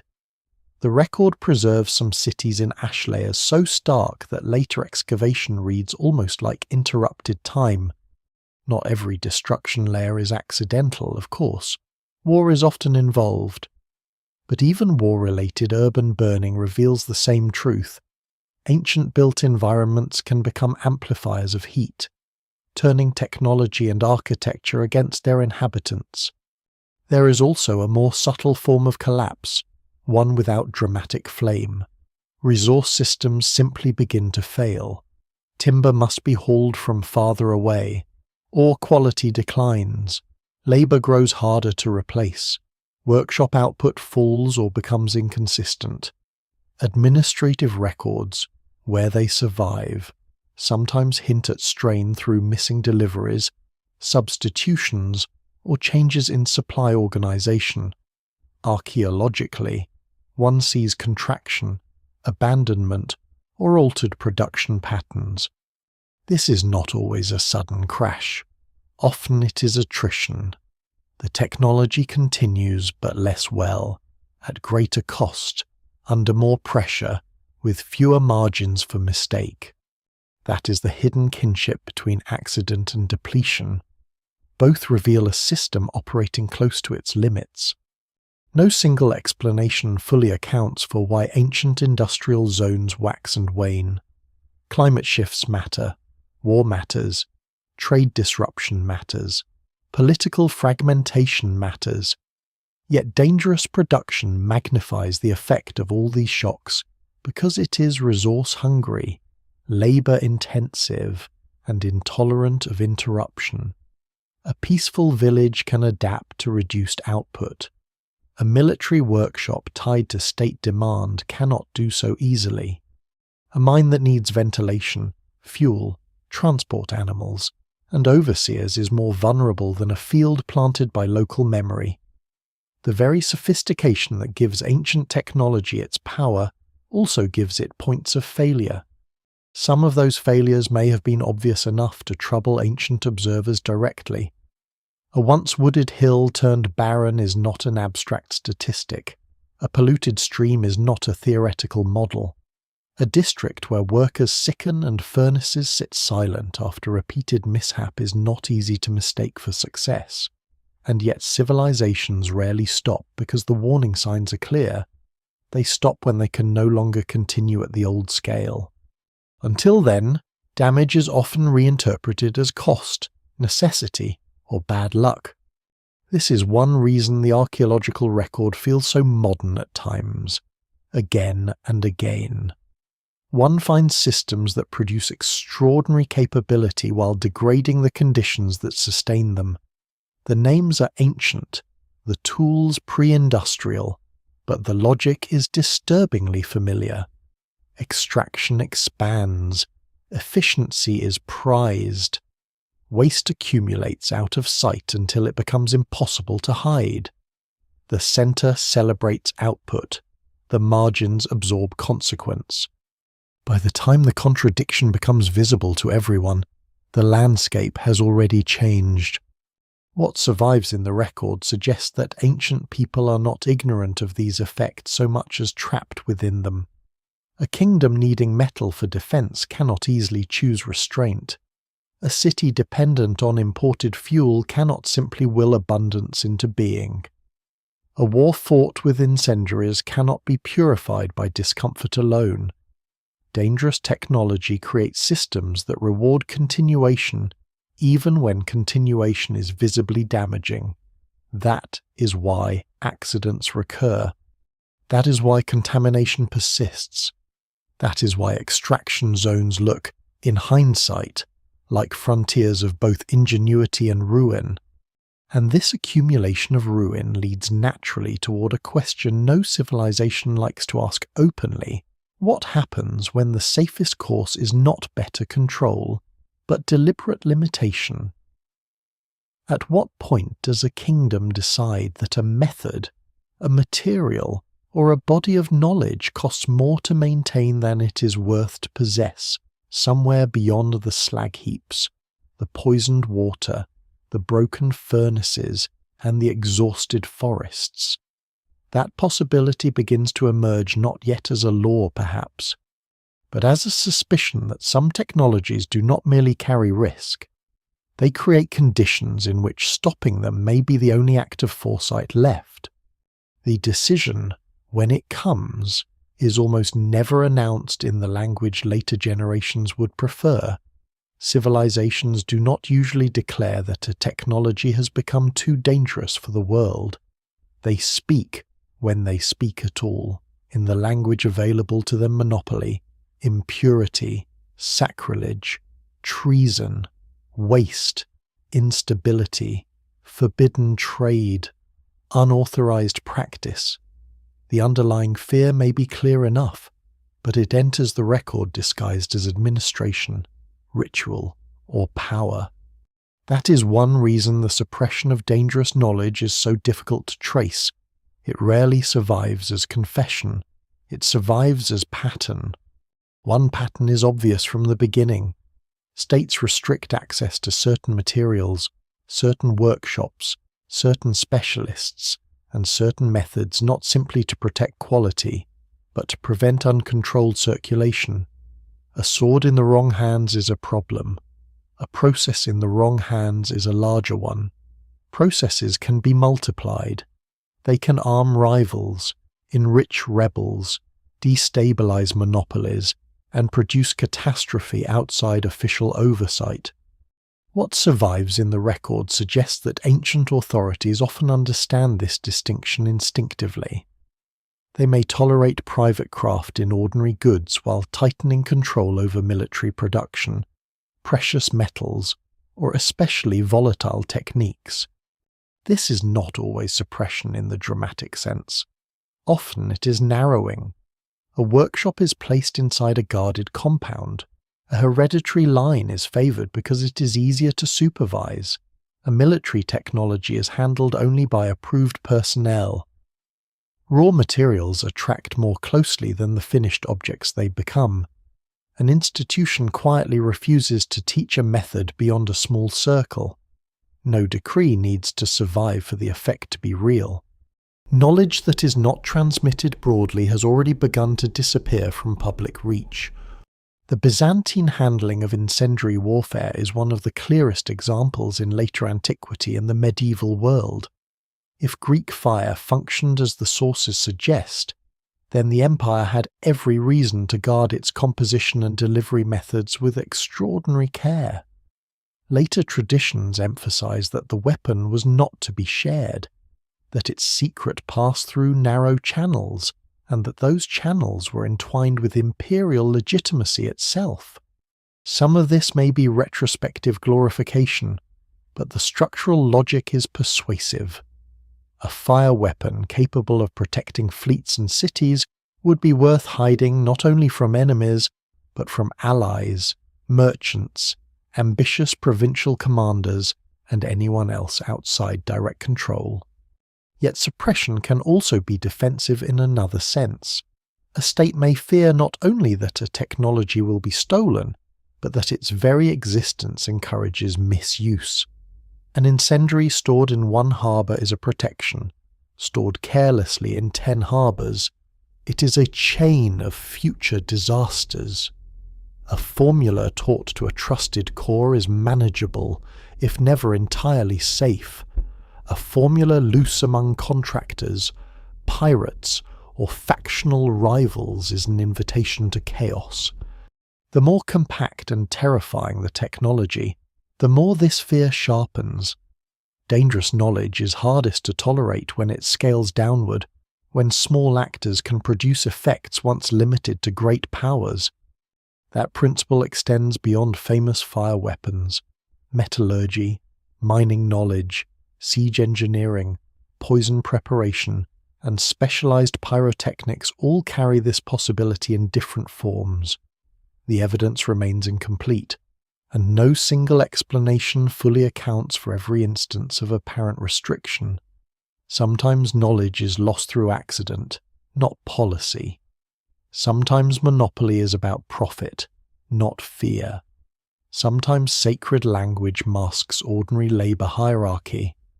But what survives in the record suggests that ancient and medieval authorities repeatedly behave as if certain skills are safer when kept scarce. Temple economies offer another revealing angle. In some societies, specialized crafts are attached to religious institutions, and the line between sacred custody and practical containment becomes difficult to separate. Materials are guarded, procedures are ritualized, access is restricted. One can interpret this as reverence, which it partly is, but reverence is also a social technology. It teaches people where they may not go, what they may not touch, and who may claim authority over potent transformations. When an act is made sacred, it is often being made exclusive at the same time. That exclusivity can be sharpened further in times of unrest.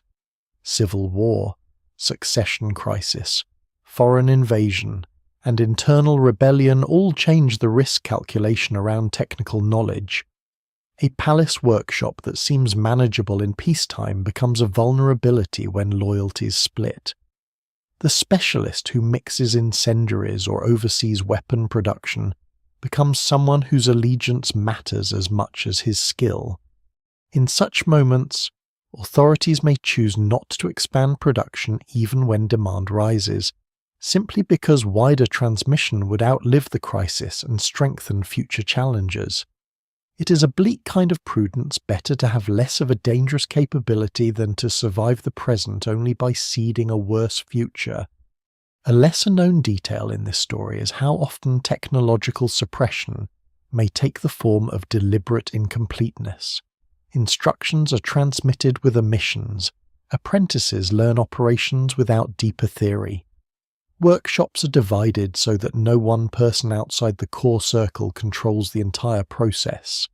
Ingredients are stored separately. Terminology is obscured. This is not modern compartmentalization in a bureaucratic sense, but it can produce a similar effect. The system functions, yet no outsider can easily reconstruct it. If broken, it does not repair itself. That kind of fragility may be intentional. It may also simply emerge from habits of secrecy. Either way, the result is the same. Some technologies are preserved by making them hard to replicate and therefore easy to lose. This is the paradox at the heart of suppression. To keep a dangerous method safe, a society narrows its transmission. But the narrower the transmission, the more likely the method will vanish with political upheaval, epidemic loss, or generational break. What begins as control ends as disappearance. The state prevents misuse in the short term and manufactures oblivion in the long term. From the perspective of a ruler facing immediate threats, that may be an acceptable price. From the perspective of history, it looks like mystery. There are hints of this process in many technical traditions that seem oddly discontinuous. Sophisticated materials or procedures appear in one period, flourish within a narrow institutional setting, and then become fragmentary or vanish from the record. Sometimes the explanation is simple. Trade networks fail, resources shift, workshops burn, patrons collapse. Sometimes scholars still debate whether the loss is real or only apparent, hidden by gaps in survival and excavation. But in some cases, what survives in the record suggests more than passive decline. It suggests active withholding while the system still lives. One sees the same instinct in laws and practices aimed at controlling strategic resources, iron production, salt, precious metals, timber reserves for fleets, and other essential materials are often surrounded by regulation in later states because strategic dependence makes laissez-faire seem reckless. Ancient societies do not all legislate in the same way, and many leave no direct legal corpus on such matters. But the principle is old. The more dangerous or decisive the material chain, the stronger the pressure to draw it under authority. Sometimes that authority protects the realm. Sometimes it protects elite privilege. Often it does both at once. There is also the human motive of fear disguised as morality. Some technologies simply feel wrong even in victory. Incendiary attacks that burn crews alive, compounds that seem to mock ordinary fire, devices that collapse walls onto civilians after prolonged siege, these can provoke admiration and revulsion together. Ancient sources are not modern humanitarian critiques, but they sometimes register discomfort through tone, anecdote, or the way a weapon is framed as exceptional, treacherous, or divinely bounded. When a ruler or institution limits such methods, the decision may arise from a convergence of motives, strategic secrecy, practical hazard, and a more inarticulate sense that certain powers are destabilizing even when useful. Scholars still debate how often ancient suppression is deliberate in this strong sense, as opposed to being the byproduct of fragile transmission and political collapse. The caution is necessary.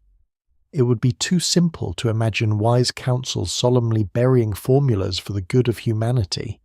History is usually messier than that. But no single explanation fully accounts for the recurring pattern in which the most dangerous and strategically valuable techniques are also the least openly taught, the most institutionally confined, and the most prone to vanish when their custodians fall. That pattern, at minimum, shows a world behaving as though some knowledge should not travel freely. And perhaps that is enough. A civilization does not need a philosophical manifesto on technological restraint to practice it in fragments. It only needs to behave, repeatedly, as if certain doors must remain closed, certain stores watched, certain mixtures unnamed, certain craftsmen supervised, certain apprentices refused, certain methods broken apart before they can escape the hands that need them. The decision to suppress, then, may not have happened once. It may have happened many times, quietly, in courtyards, arsenals, temple rooms, harbour warehouses, and furnace compounds. A master teaches one son and not another. An overseer destroys a failed apparatus instead of improving it. A court limits the number who may handle a volatile substance. A military corps passes on procedure without explanation. A ruler hears what a weapon can do and decides it will remain inside the walls of the state or vanish there. From the outside, centuries later, this can look like disappearance without reason. But from within the ancient world, it may have felt like ordinary prudence. Keep the fire where it can be watched. Let no one carry the whole secret away. And if the secret dies with its keepers, perhaps that is safer than letting it wander into a world already too ready to burn. Once a dangerous technique has been narrowed into a guarded lineage, its disappearance no longer requires a dramatic ending. It can die quietly. In the ordinary way complex things die. A master falls ill before an apprentice is ready. A workshop is abandoned during war. A shipment of a critical material stops arriving. A patron who understood the value of the craft is replaced by someone who does not. A harbour changes hands. A forest recedes beyond economic reach. A manuscript survives, but only as a list of ingredients without the gestures, timing, and judgment that once made those ingredients come alive. And so a technology that once terrified armies or sustained empires turns into rumour faster than later generations expect. This is one of the strangest features of the ancient world. We often imagine old knowledge disappearing only through catastrophe, cities burned, libraries lost, peoples wiped out. Catastrophe matters, certainly. But what survives in the record suggests that technical traditions more often fray than shatter. The chain weakens link by link. Skilled practitioners become fewer. Substitutions replace exact materials. Procedures are simplified. Quality declines. Then consistency disappears. Then the last reliable user dies. And what remains is not the technology itself, but the memory that it once existed. The loss of famous incendiaries follows this pattern especially well. With Greek fire, later generations inherit awe without clarity. The Byzantine Empire preserves the weapon for centuries in some form, or perhaps several related forms, but the exact system does not pass cleanly into the post-Byzantine world. By the time the empire itself is gone, so too is the full chain of practice that made the weapon more than a story. This does not necessarily mean every ingredient becomes unknown overnight. Petroleum products, sulfur, resins, and other combustibles remain known in many places. What disappears is the controlled combination of formula, apparatus, training, and institutional continuity that made the system reliable enough to matter strategically. That distinction is crucial. Ancient technologies are often lost not because no one remembers the raw materials, but because no one can recreate the performance. A recipe written on parchment is not a weapon. A list of minerals is not a furnace tradition. A mention in a chronicle is not a functioning siphon mounted on a warship. Performance depends on lineages of practice that are almost invisible until they are broken. The exact clay used for a nozzle, the way a valve is worked under pressure, the heat tolerance of a container, the sequence of heating and mixing, the conditions under which a batch is discarded rather than used. None of this is guaranteed to survive in text. Much of it may never have been written at all. What survives in the records suggests that embodied knowledge is the most powerful and most fragile component in any complex ancient technology. Vanishing formulas are therefore often really broken communities. The same principle appears in metallurgy. Modern people tend to think of bronze and iron as broad technological categories, and of course they are. But within those categories lie countless local traditions with their own furnace designs, or preferences, flux habits, hammering sequences, quenching practices, carburization methods, finishing techniques, and repair cultures. Some endure because they are widely distributed. Others remain narrow and disappear. Archaeologists can sometimes detect these differences through slag, microstructure, tool marks, and workshop remains. Yet even then much is inferred.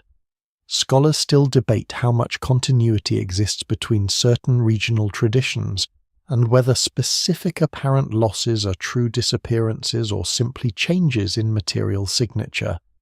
The evidence remains incomplete, but no single explanation fully accounts for how unevenly advanced techniques persist across time. Some clearly die with their practitioners. Trade collapse amplifies the problem. Bronze depends on copper and tin, and in many parts of the ancient world these are separated by long and fragile exchange networks. When those networks fail, whether through war, piracy, political fragmentation, or simple economic contraction, the technology does not vanish in theory, but its best forms become harder to sustain in practice. Alloy quality changes, recycling increases, local substitutes appear, output narrows toward what can be made with what is still at hand. A civilization may still know what it has lost and be unable to recover it. This is one of the crueler forms of forgetting memory without means. Ironworking shows a related but different fragility. Iron ore is more widely available than tin, but the craft itself is technically demanding. Bloomery processes, forge refinement, control of carbon, welding, and heat treatment all require skill that is difficult to maintain at high quality without stable apprenticeship and regular practice. A region can continue producing iron while losing the more advanced edge of its own tradition. Inferior tools and weapons still exist. The lineage of excellence thins. Later observers may not even notice the exact point at which mastery slipped away. A lesser-known detail in this story is the role of language. Technical terms can survive after their reference change. A workshop may continue to use an old name for a process no longer performed in its earlier form. Scribes may copy recipe books whose ingredients have shifted meaning over centuries. Translators may preserve a word for a substance while attaching it to something chemically different in their own time. This makes vanished formulas especially difficult to recover. What looks like continuity in text may conceal rupture in practice. A civilization may inherit vocabulary like a shell long after the living creature inside has gone. Lineages also break because dangerous skills are often tied to institutions rather than populations as a whole. A village can preserve farming through broad participation. A guarded military craft cannot. If a weapon or process belongs to a palace core, a temple workshop, a court laboratory, or a state arsenal. then the fall of that institution can erase the environment in which the knowledge makes sense. The ingredients may still exist in the world, but not the salaries, storage, secrecy, discipline, and political urgency that once held them together. A technique may be too specialized to survive democratization and too secretive to survive institutional death. War, ironically, is often the destroyer of the very expertise it prizes most. Cities with elite workshops are besieged precisely because they matter. Harbours with arsenals are burned because they are dangerous. Specialists are killed, displaced, enslaved, or absorbed into new systems where their old methods are only partially valued. Conquerors sometimes preserve skilled labour, but not always the full context around it. A captured artisan can teach fragments. He cannot always reproduce an entire ecosystem of practice alone. This is one reason later, ages so often misremember lost technologies as singular marvels. The truth is usually more distributed and more tragic. What vanished was not just a secret ingredient or a clever device. It was a living network of materials, training, institutional support, resource access, and shared judgment. Later generations, seeing only the gap, compress that complexity into the seductive idea of the missing formula. It is a simpler story to tell. It is also almost never the whole story. What survives in the record suggests that dangerous knowledge is especially vulnerable to this kind of collapse because it is transmitted so narrowly. A common craft can absorb losses, a restricted one cannot. The same secrecy that protects a method from enemies also protects it from redundancy. There are fewer backups, fewer peripheral practitioners, fewer informal imitators who might keep the flame alive when the center falls. Control creates brittleness. The stronger the monopoly, the sharper the eventual break. This brittleness may even explain some of the ancient world's most haunting absences. Why does a vividly described weapon later become almost impossible to reconstruct with confidence? Why do certain advanced production signatures vanish from the archaeological record for long stretches? Why do later craftsmen achieve similar ends only through different routes? As if the earlier path had been fenced off or forgotten, scholars still debate the answers case by case, and caution is necessary. Preservation is uneven. Archaeology is partial. Texts lie by omission as often as by exaggeration. But the pattern remains persuasive when knowledge is dangerous, exclusive, and institutionally confined. It is one political crisis away from becoming a legend. And legends preserve emotion better than method. People remember that the fire was terrible. They remember that it clung, roared, shamed, or saved. They remember that certain blades were once better, certain metals purer, certain works more difficult than later craftsmen thought possible. They remember that an empire guarded something jealously and that, after the empire failed, no one quite had it anymore. What disappears is the exact hand movement, the decision made by colour rather than number, the apprentice correction never written down, the practical sense of when not to proceed. In ancient technology, as in music or medicine or navigation, the most important truths are often the hardest to preserve because they live in action. By the time a formula has fully vanished, later societies face a peculiar temptation. They can either admit the loss or fill it with fantasy. Many choose fantasy. That choice is understandable. It is easier to believe in a miraculous secret than in the cumulative erosion of human networks. But the quieter explanation is usually the stronger one. Dangerous technologies do not always end in spectacular bans or divine curses. Often they end because too few people know too much, under conditions too fragile to last.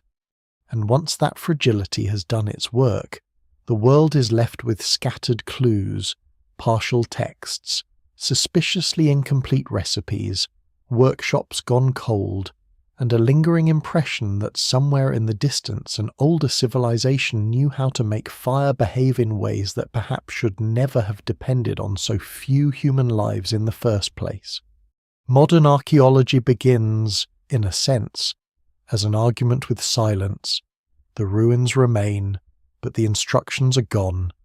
Walls stand without the hands that raised them. Slag heaps survive without the voices of the men who fed the furnaces. Burn layers cling to the soil long after memory has abandoned the names of those who fled through the smoke. To reconstruct a dangerous ancient technology from this kind of aftermath is to work backward from consequence to process, from residue to action, from the scar to the wound that made it.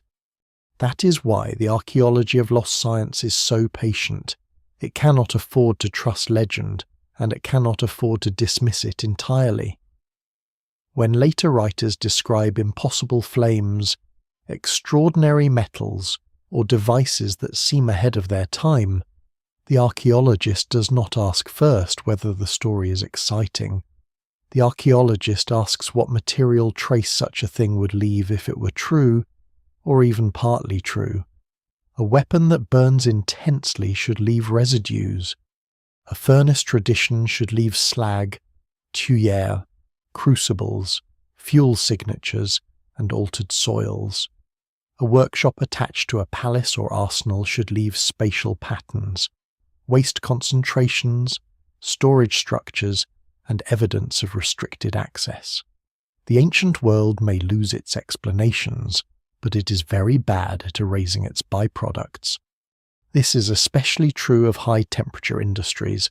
Fire changes matter permanently, and those changes often survive far better than the people who caused them. Ore fragments look different after roasting. Clay exposed to extreme heat vitrifies or warps in characteristic ways. Metal carries microscopic clues to how it was smelted, hammered, reheated, and cooled.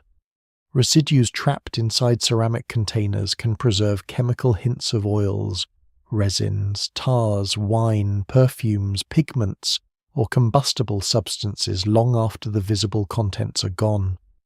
What survives in the record suggests that ancient technology may be mute, but it is not invisible. The challenge is that visibility rarely arrives in a neat package.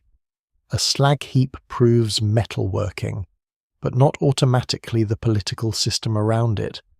A burned harbour tells of fire, but not immediately whether the blaze came from accident, siege, sabotage, or deliberate incendiary use. A text describing a fearsome weapon may reflect real practice, exaggerated memory, or literary borrowing. Scholars still debate many of these cases because the evidence is distributed across materials that do not naturally speak the same language. The historian reads words, the archaeologist reads layers, the chemist reads residues, the materials scientist reads microstructure. No single explanation fully accounts for a lost technology unless these kinds of evidence begin to converge. This convergence is where some of the most fascinating work happens. Consider a workshop site where excavators find crucible fragments, tuyere, furnace bases, ore remnants, hammer scale, and repeated burn surfaces. By itself, each item is interesting. Together, they form a production ecology. If the surrounding landscape shows charcoal concentration and deforestation signals, and if nearby texts mention tribute in metal or specialized labor, the picture sharpens further. One begins to see not simply that metal was made there, but how central it may have been, how intensely it was pursued, and how much organization was required to sustain it. Archaeology does not just recover objects, it recovers systems. The same method applies to more elusive technologies like incendiaries. Here the evidence is harder, because volatile substances burn away, and military events compress time into chaos. Yet traces can still survive. Ceramic grenades or fire vessels found in some medieval and late antique contexts hint at deliberate packaging of dangerous compounds.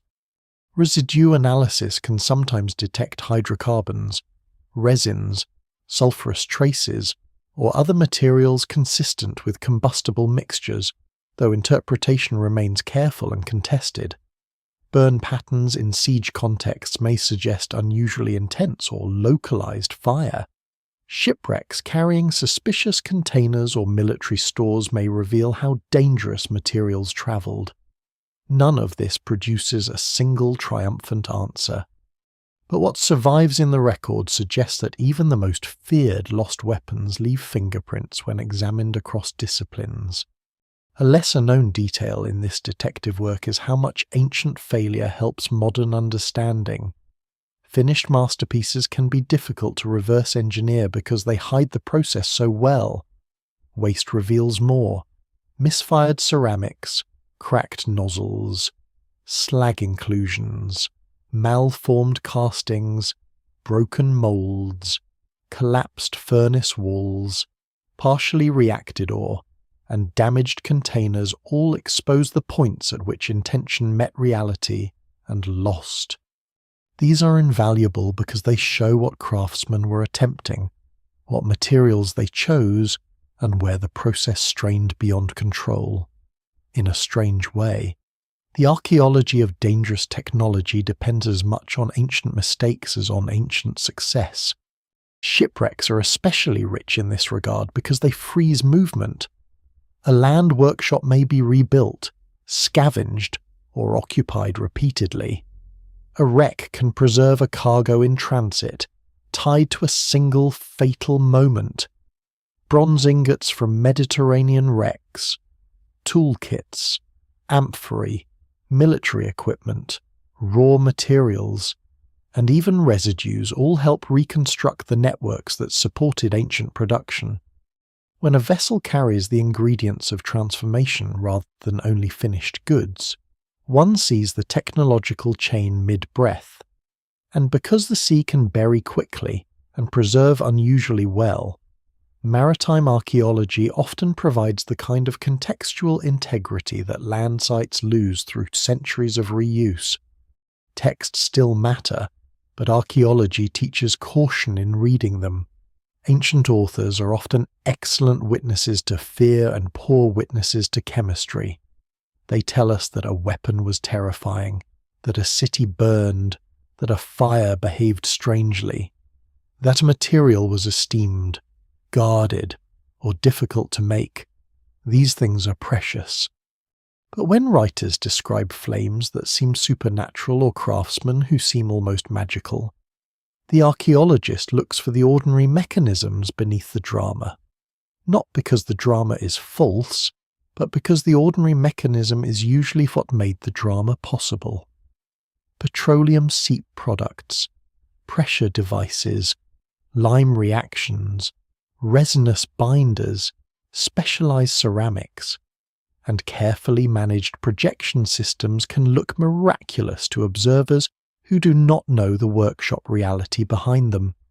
Experimental archaeology has become one of the boldest ways to test these realities.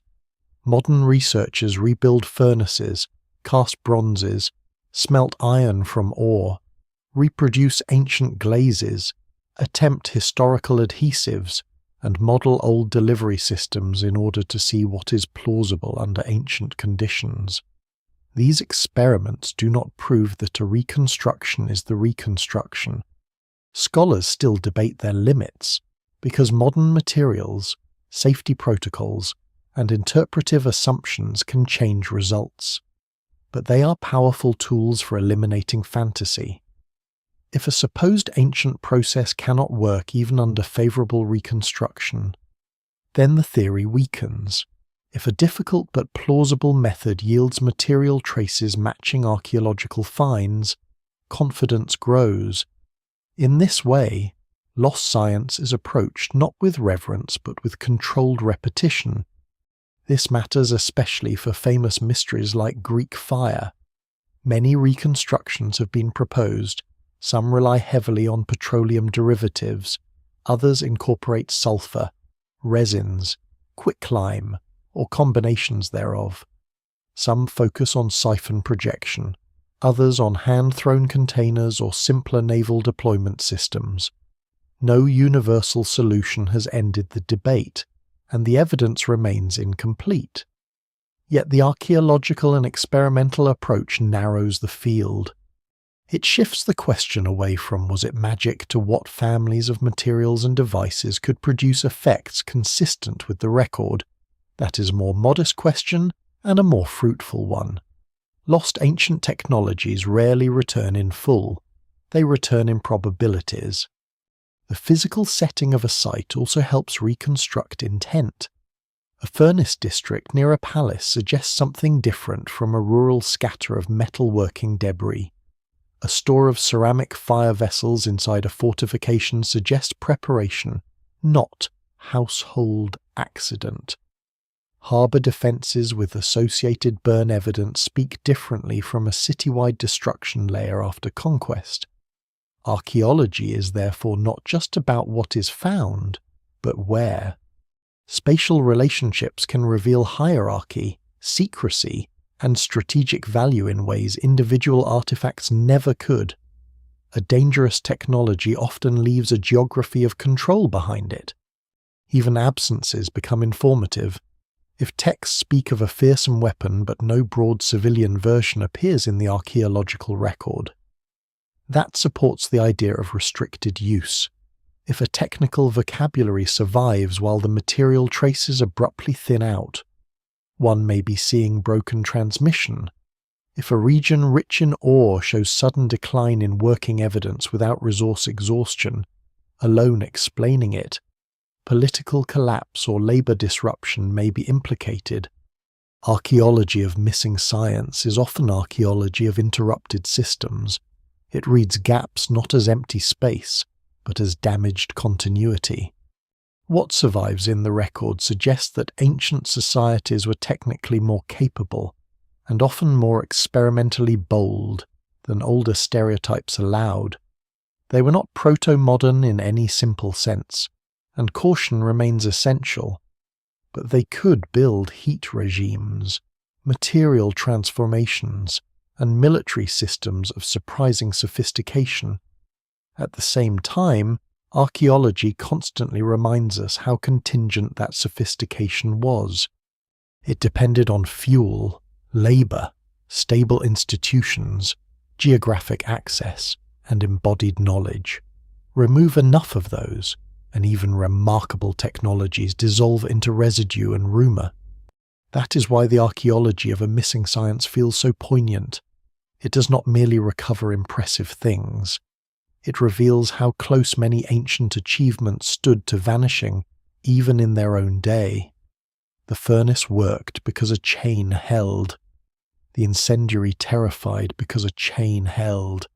The alloy hardened properly because a chain held.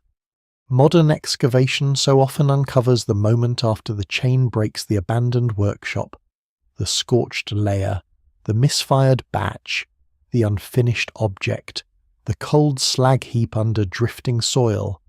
From these fragments, patient inquiry reconstructs not certainty, but shape.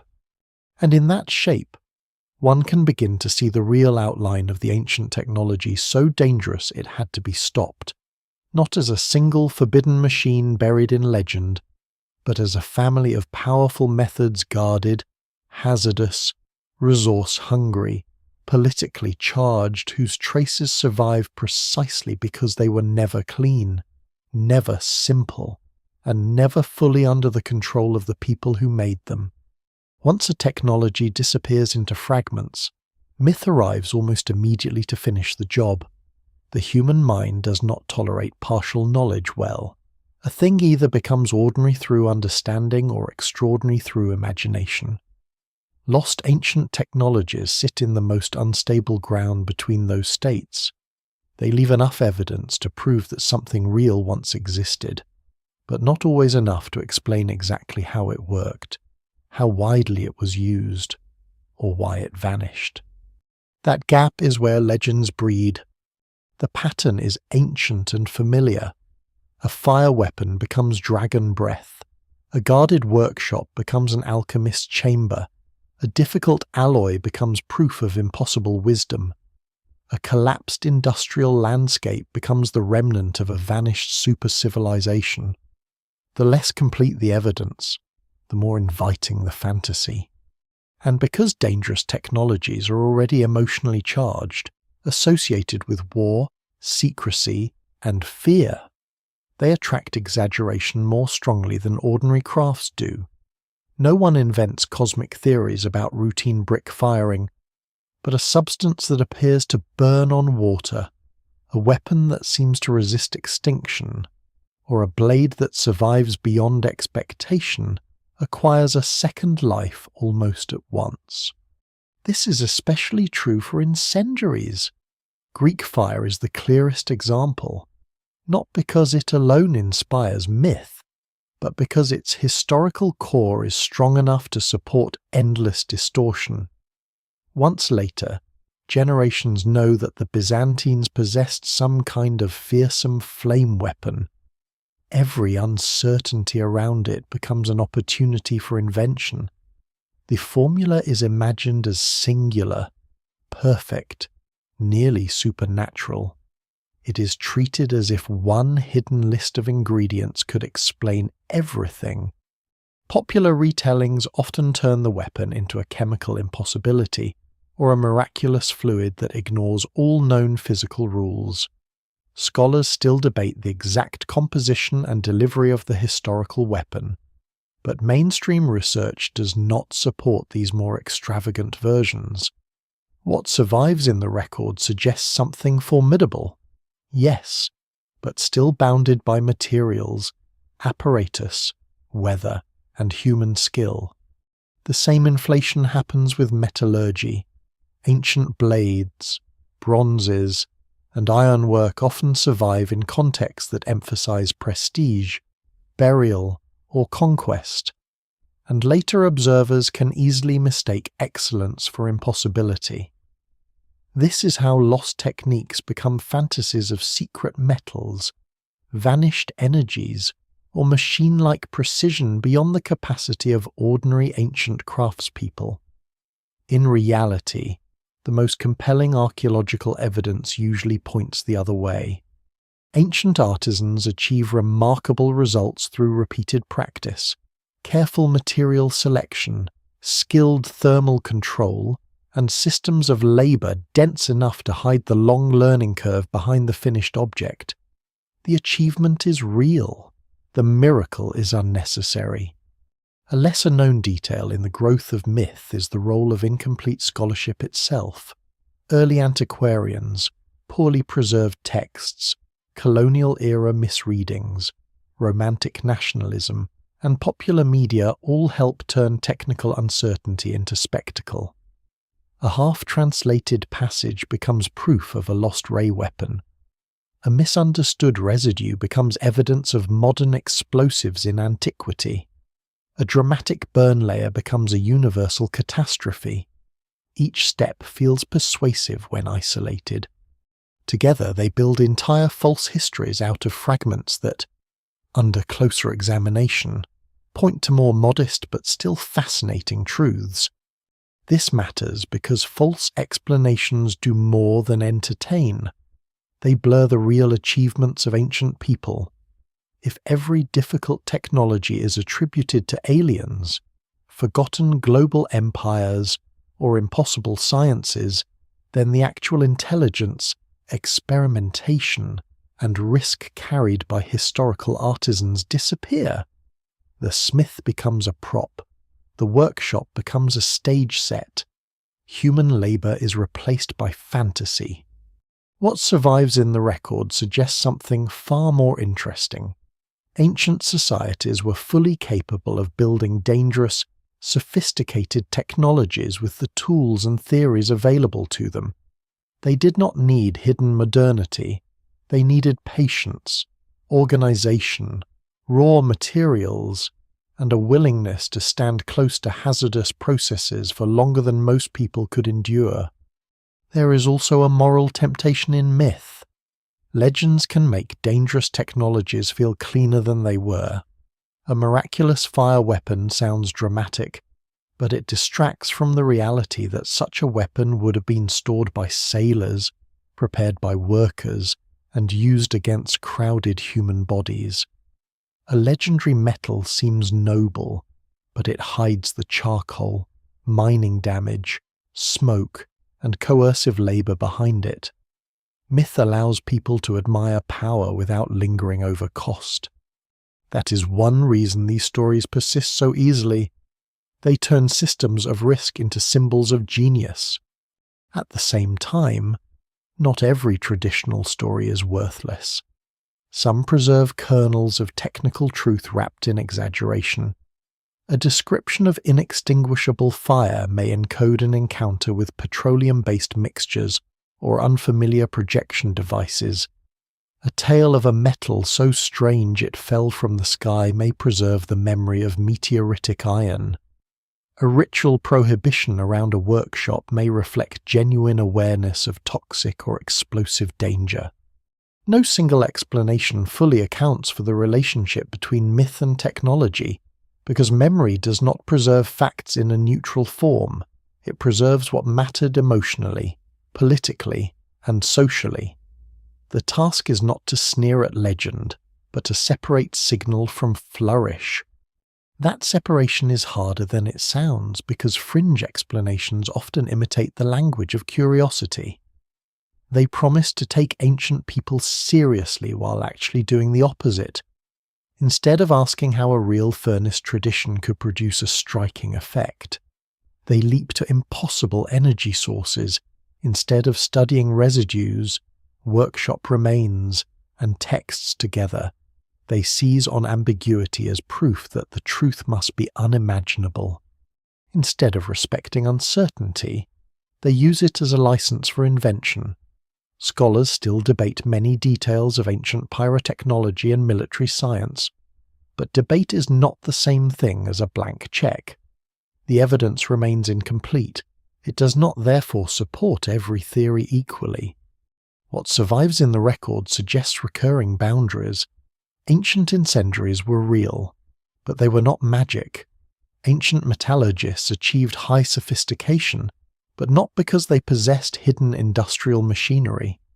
Ancient workshops sometimes appear secretive, but not because they guarded physics beyond human reach. The mystery is genuine, yet it lives inside the known constraints of materials, energy, environment, and social organization. That is precisely why it matters. Real history is often more unsettling than fantasy, because it shows how far human beings can go using ordinary matter, pushed through extraordinary systems. This is also where unsupported theories about deliberate suppression become especially seductive. Once people know that some dangerous knowledge was guarded and later lost, it is tempting to imagine vast conspiracies preserving or burying everything from ancient explosives to advanced machines. Mainstream evidence supports narrower claims. Specific techniques were restricted. Some lineages were likely withheld, monopolized, or closely confined. Some formulas vanished because they were transmitted too narrowly. That is a serious historical point. It does not require hidden world orders or underground archives full of impossible devices.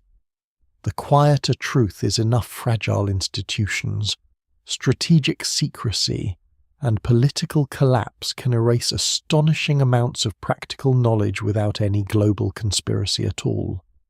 There is a dry understatement built into serious archaeology that popular storytelling often resists. Burned residues are not glamorous. Slag heaps do not announce their meaning. Microstructural analysis does not sound like revelation.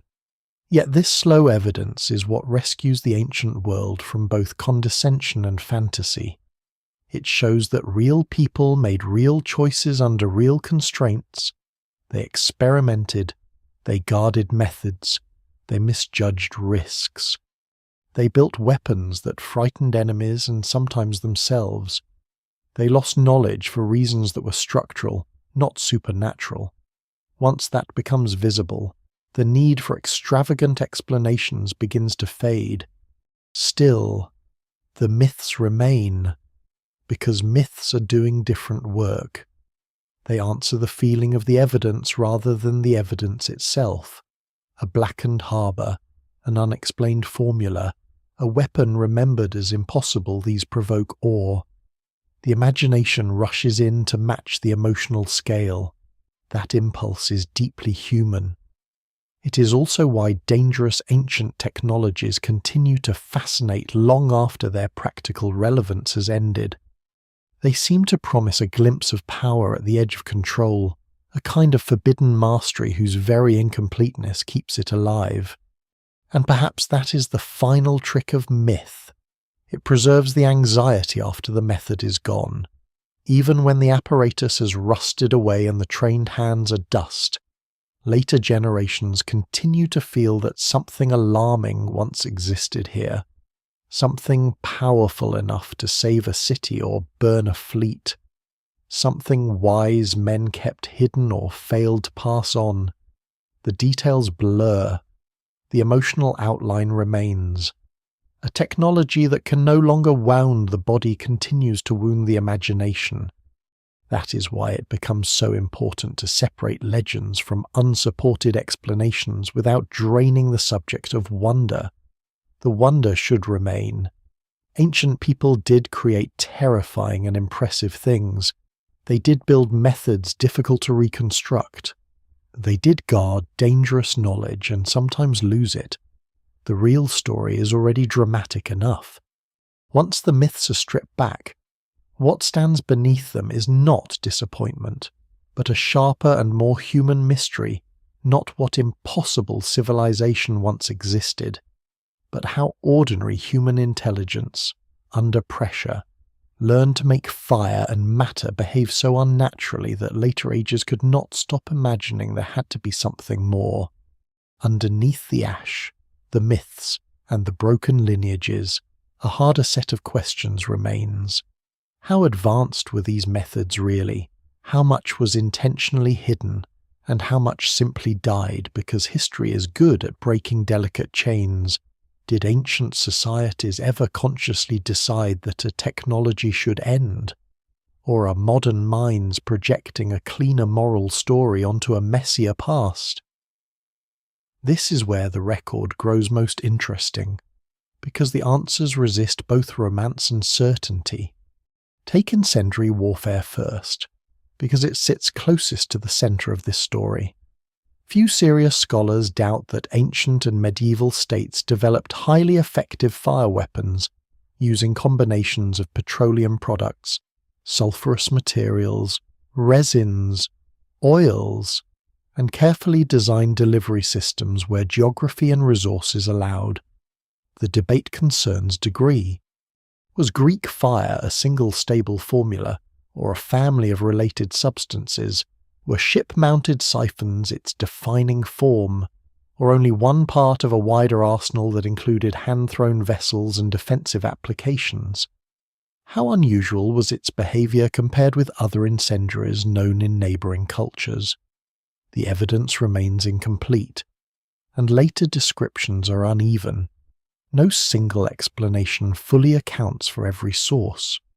But what survives in the record suggests a dangerous, high-performance pyrotechnic system far more sophisticated than ordinary flaming projectiles and far less supernatural than later legend. The same problem of degree appears in metallurgy. Ancient metal workers clearly achieved extraordinary control over alloys, heat treatment, casting, joining, and finishing within the limits of their materials and fuel regimes. Some produced steel edges of impressive quality. Some maintained large-scale bronze production through long-distance trade. Some mastered casting traditions that remained difficult to imitate. Yet extraordinary is not the same as infinite. Scholars still debate how standardized some outputs really were, how widespread elite techniques became beyond specialized centers, and how often later claims of lost perfection reflect selection bias rather than actual decline. Surviving masterpieces distort the picture because failures are less likely to be curated, buried ceremonially, or admired by descendants. That caution cuts both ways. It prevents exaggeration, but it also prevents underestimation. Older scholarship sometimes treated ancient technology as primitive unless it resembled later industrial forms. Recent work has pushed back, showing that complexity does not require modern theory. A furnace tradition can be highly optimized without formal chemistry. A workshop can maintain reliable quality through embodied practice and feedback rather than written equations. An incendiary system can be tactically sophisticated without becoming a universal weapon. What survives in the record suggests that ancient crafts often reach local peaks of effectiveness that look startlingly advanced when judged on their own terms. The question of suppression is even more delicate. Did rulers deliberately prevent dangerous knowledge from spreading because they feared catastrophe? Sometimes, perhaps, in practical ways. Strategic secrecy is well supported. Restricted access to military technologies, elite metallurgical production, precious materials, and specialist core appears repeatedly across the ancient and medieval world. States monopolize because monopoly preserves advantage. They compartmentalize because leakage is dangerous. They narrow instruction because broad dissemination weakens control. That much is ordinary historical reasoning, grounded in repeated patterns. But there is a stronger claim that scholars treat more cautiously, that authorities consciously buried a technology because it was too dangerous for anyone to possess. Clear evidence for that in explicit form is rare. Ancient records do not often speak the language of universal restraint. They speak the language of immediate political risk. A ruler may limit a weapon because rebels might gain it, because stores are hazardous, because trained operators are few, because it is expensive, because it is bound to imperial legitimacy, because rivals must not copy it. These are all real motives. Whether they amount to an abstract ethical decision that humanity should not have the technology is harder to prove. Still, the distinction may matter less in practice than it seems. If a state keeps a terrifying incendiary inside a tiny circle, refuses wider teaching, and allows the method to vanish when that circle breaks, then the historical effect resembles suppression, even if the stated motive is monopoly rather than moral philosophy. Ancient societies may not have framed the problem in universal terms, but they could still act as though some knowledge was safer constrained or even lost than widely available. A lesser-known but important debate concerns intentional incompleteness. Were technical texts and recipes sometimes written to conceal as much as they revealed? Many historians think yes, at least in some traditions. Manuals may assume prior apprenticeship. Scribal conventions may abbreviate obvious steps known only within a craft. Ingredients may be named in ways that require insider understanding. Quantities may be omitted or obscured. This does not always mean deliberate deception. Sometimes texts are memory aids, not full instruction sets. But the result is the same. Surviving written material can look frustratingly vague because it was never meant to stand alone. Dangerous knowledge often remained protected by making literacy insufficient to unlock it. Another major debate turns on loss itself. When a technology disappears, how often is that because the knowledge truly vanished, and how often because the archaeological record is patchy? This question matters enormously. The absence of evidence is not always evidence of absence, especially in domains where volatile materials burn away, workshops are later rebuilt, and technical debris is hard to identify without modern methods. Scholars still debate whether some supposed disappearances are real collapses or simply blind spots, created by uneven excavation and preservation. Yet even the cautious view allows for genuine loss in many cases: broken lineages, interrupted supply chains, institutional collapse, and narrow transmission are historically plausible enough that one does not need perfect evidence in every instance to recognize the larger pattern. Then there is the debate over performance versus legend.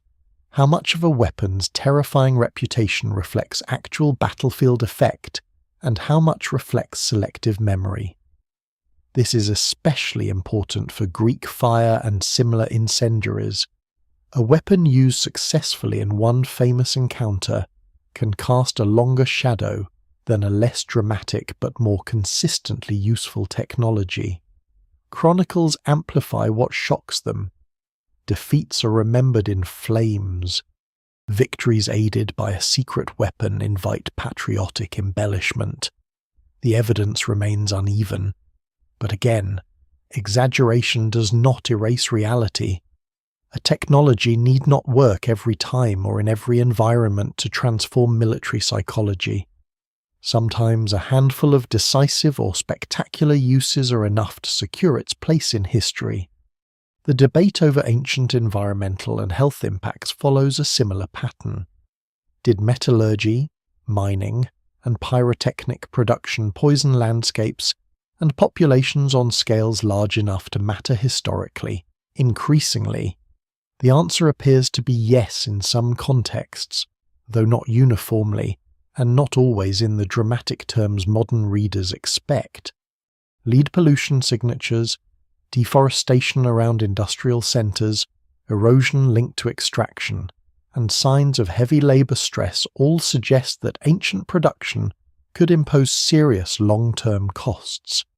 Scholars still debate exact magnitudes and local causation, but no single explanation fully accounts for the recurring signs of exhausted fuel systems, contaminated zones, and labouring bodies without granting dangerous technology a major role.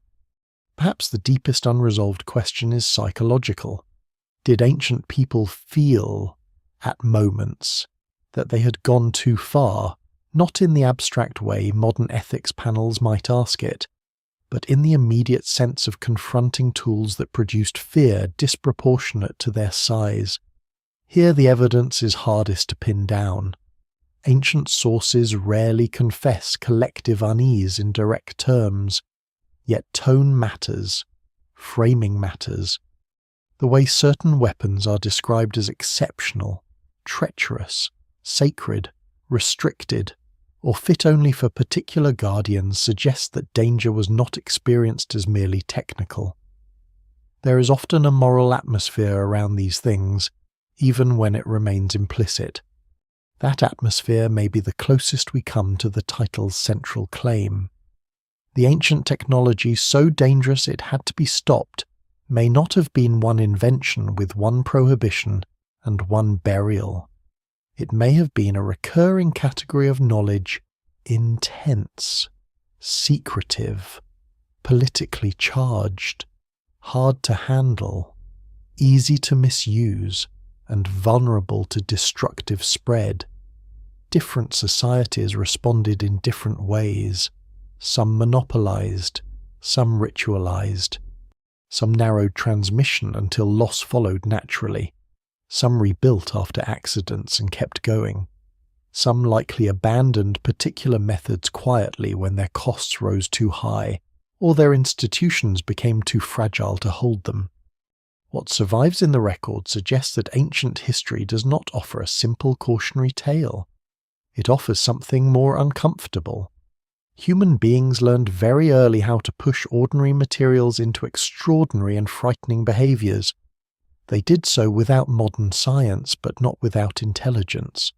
They recognized risk without always naming it the way we would. They confined certain skills, celebrated others, and lost many through a mixture of prudence, fragility, and violence.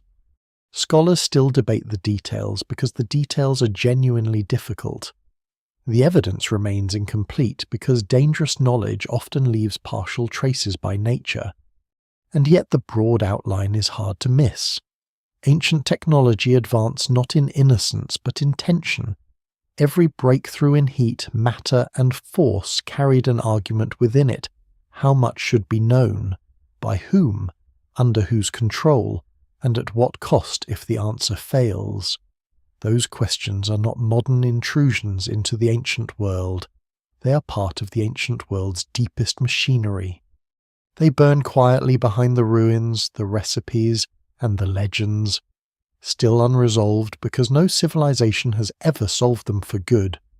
What vanishes in one age has a habit of returning in another under a new name, with sharper tools and wider consequences. That is one of the darkest continuities in the history of dangerous knowledge. A civilization may lose a formula, misplace a method, or allow a guarded lineage to die, but the underlying human impulse rarely disappears with it. The desire to make fire burn longer, hotter, farther, and with less mercy survives every collapse. So does the desire to turn matter into advantage, advantage into force, and force into security. The ancient world does not leave these instincts behind. It only hands them forward in broken pieces. This is why the story of the lost dangerous technology is never really about loss alone. It is also about recurrence. The rediscovery is not usually direct. Modern societies do not simply reopen a Byzantine manual and resume where an imperial arsenal stopped. They approach the old frontier by other routes through chemistry, engineering, industrial production, and the abstraction of scientific theory. Yet when the new systems come into focus, their family resemblance to the ancient problem is impossible to ignore. Incendiary compounds reappear. Flame projection reappears. Controlled destruction designed to cling, spread, terrify, or deny escape reappears. The names change, the scale expands, the delivery becomes more reliable, but the moral shape of the thing is hauntingly familiar. Napalm is the obvious modern comparison. Though it belongs to a radically different technological world, it is not Greek fire revived, and it should not be lazily described as such. The chemistry, production context, and military systems are different. Still, the comparison persists because both belong to the same psychological category, a weaponized fire engineered to behave in ways that feel wrong to those caught beneath it. It sticks, it spreads, it defeats instinctive attempts at escape. It turns flame from an event into an environment. The ancient fear returns, now amplified by industrial capacity and modern warfare's ability to deliver destruction at scale. What once terrified crews on a handful of ships can now consume whole landscapes. The same continuity appears in metallurgy and military materials. Ancient societies pursue stronger alloys, more durable edges, more efficient armor, better casting, more controlled heat treatment. Modern states pursue steels, high-performance composites, heat-resistant alloys, propellants, explosives, and chemical agents with vastly greater precision and power. These are not the same technologies, but they grow from the same recognition that control over the transformation of matter can alter the balance of force. What survives from antiquity is not the exact recipe. It is the logic. And the logic is this: once a society discovers that certain materials or processes can produce disproportionate power, it will rarely leave them alone. That is why later rediscoveries often arrive too late in a moral sense rather than too late in a chronological one. The knowledge returns in worlds far more capable of exploiting it than the ancient world ever was. A Byzantine incendiary system is terrifying, but it's bounded by weather, shipboard apparatus, limited production, and human handling at close quarters. A modern incendiary weapon can be manufactured industrially, delivered from air, integrated into mass strategy, and repeated at scales that ancient logisticians could not have imagined. The old fear of dangerous fire does not disappear under modernity. It becomes more rational. A lesser-known detail in this long echo is how often modern researchers and military thinkers look back to the ancient world not for direct recipes, but for precedents. They are interested in tactical categories: area denial, naval flame, morale collapse through terror, controlled burn behavior, special corps of operators, secrecy around formulation. Ancient cases become case studies in how psychologically potent a technology can be, even when its mechanical sophistication remains limited by pre-modern means. In other words, the old world continues to teach not because it had modern power, but because it had already discovered the emotional architecture of certain weapons. The same is true outside war. Ancient pyrotechnology also foreshadows the industrial world's broader bargain with energy and transformation. Smelting districts that strip forests, workshops that poison labourers, extraction systems that leave waste mountains, controlled fire that becomes indispensable while steadily damaging the conditions around it. These are not just historical curiosities, they're prototypes. The ancient scale is smaller, the science less formal, but the structure is already visible. Energy-intensive production grants strength while externalizing its costs. A center grows brilliant by darkening its margins. This is not uniquely modern. It is one of the oldest technological patterns on Earth. Scholars still debate how directly one should connect ancient and modern hazardous technologies. The caution is justified. Too neat a comparison can flatten enormous differences in science, institutions, and scale. Greek fire is not napalm. A Bronze Age furnace district is not a modern petrochemical corridor. An imperial arsenal is not a 20th century research laboratory. No single explanation fully accounts for continuity across such distance. Yet continuity exists at the level of human behavior. The same pressures return military competition, state secrecy, specialist dependence, environmental strain, and the recurring temptation to believe that because a thing can be controlled technically, it has therefore been mastered politically or morally. Ancient history is especially valuable here because it strips away the illusion that these dilemmas began with modern science. The ancient world already knows how to create systems whose benefits are concentrated and visible, while their harms are diffuse and delayed. It already knows how to turn specialists into strategic assets and strategic liabilities. It already knows how to let monopoly masquerade as prudence, and prudence slide into oblivion. It already knows how a weapon can be so effective that the state both depends on it and fears its spread. The scale changes in later ages. The pattern does not. One can even see this in the afterlife of forgotten techniques. Later generations often celebrate rediscovery as pure progress. But rediscovery can also be an admission that old restraints failed. A lost method may have vanished partly because the institutions that held it together collapsed. But once similar capabilities re-emerge under stronger states and broader industry, the ancient limit is broken. What earlier civilizations could only do in narrow theatres, modern ones can do repeatedly and impersonally. In that sense, the disappearance of dangerous ancient technology may have spared many people, not because the technology was ethically renounced, but because historical fragility imposed a ceiling on what could be sustained. When modernity removes some of that fragility, the old ceiling rises. That is a sobering thought, because it means forgetting can sometimes function as an accidental safeguard. Not a noble one, and not a reliable one, but a real one.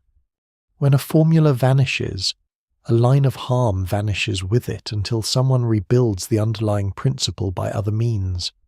The centuries between are not blank, but they are a reprieve of sorts. Fire weapons may persist in simpler forms. Metallurgy continues. Siegecraft evolves. Yet a particularly concentrated terror can still be absent because too many conditions are missing for it to return. The world remains dangerous, but one specific danger sleeps. Modernity, with its wider extraction, deeper chemistry, better storage, stronger states, and global war, wakes many of these sleeping categories at once. What survives in the record suggests that the ancient world offers not nostalgia, but warning. It shows how little is required for human beings to discover the moral instability of invention. A few combustible substances, a delivery system, and military pressure are enough. A few furnaces, a trade network, and centralized demand are enough. One does not need laboratories filled with equations to arrive at the edge of technological dread. One only needs repeated success in turning nature into leverage. And once leverage exists, societies begin telling themselves familiar stories. This weapon will preserve us. This monopoly will stabilize the realm. This extraction is temporary. This labor cost is unfortunate but necessary. This secret will remain in trustworthy hands. This danger can be contained because we contain it today. The ancient world tells these stories in palace archives, arsenals, and workshop compounds. The modern world tells them in ministries, laboratories, and industrial corridors. The language evolves. The confidence remains eerily recognizable.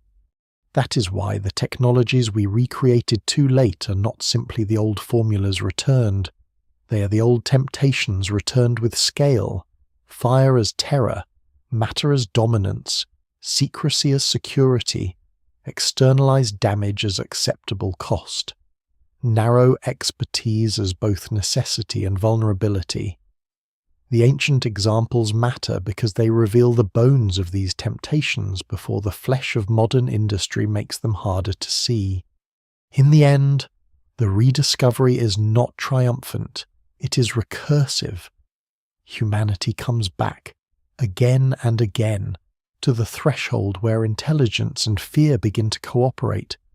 The workshop becomes the arsenal becomes the laboratory, the guarded recipe becomes the classified formula, the selective burn becomes the industrial inferno, and somewhere in the background of each transformation is an older shadow, the memory of a world that once learned to make fire behave unnaturally and, for a time at least, lost the exact method before it could grow even worse.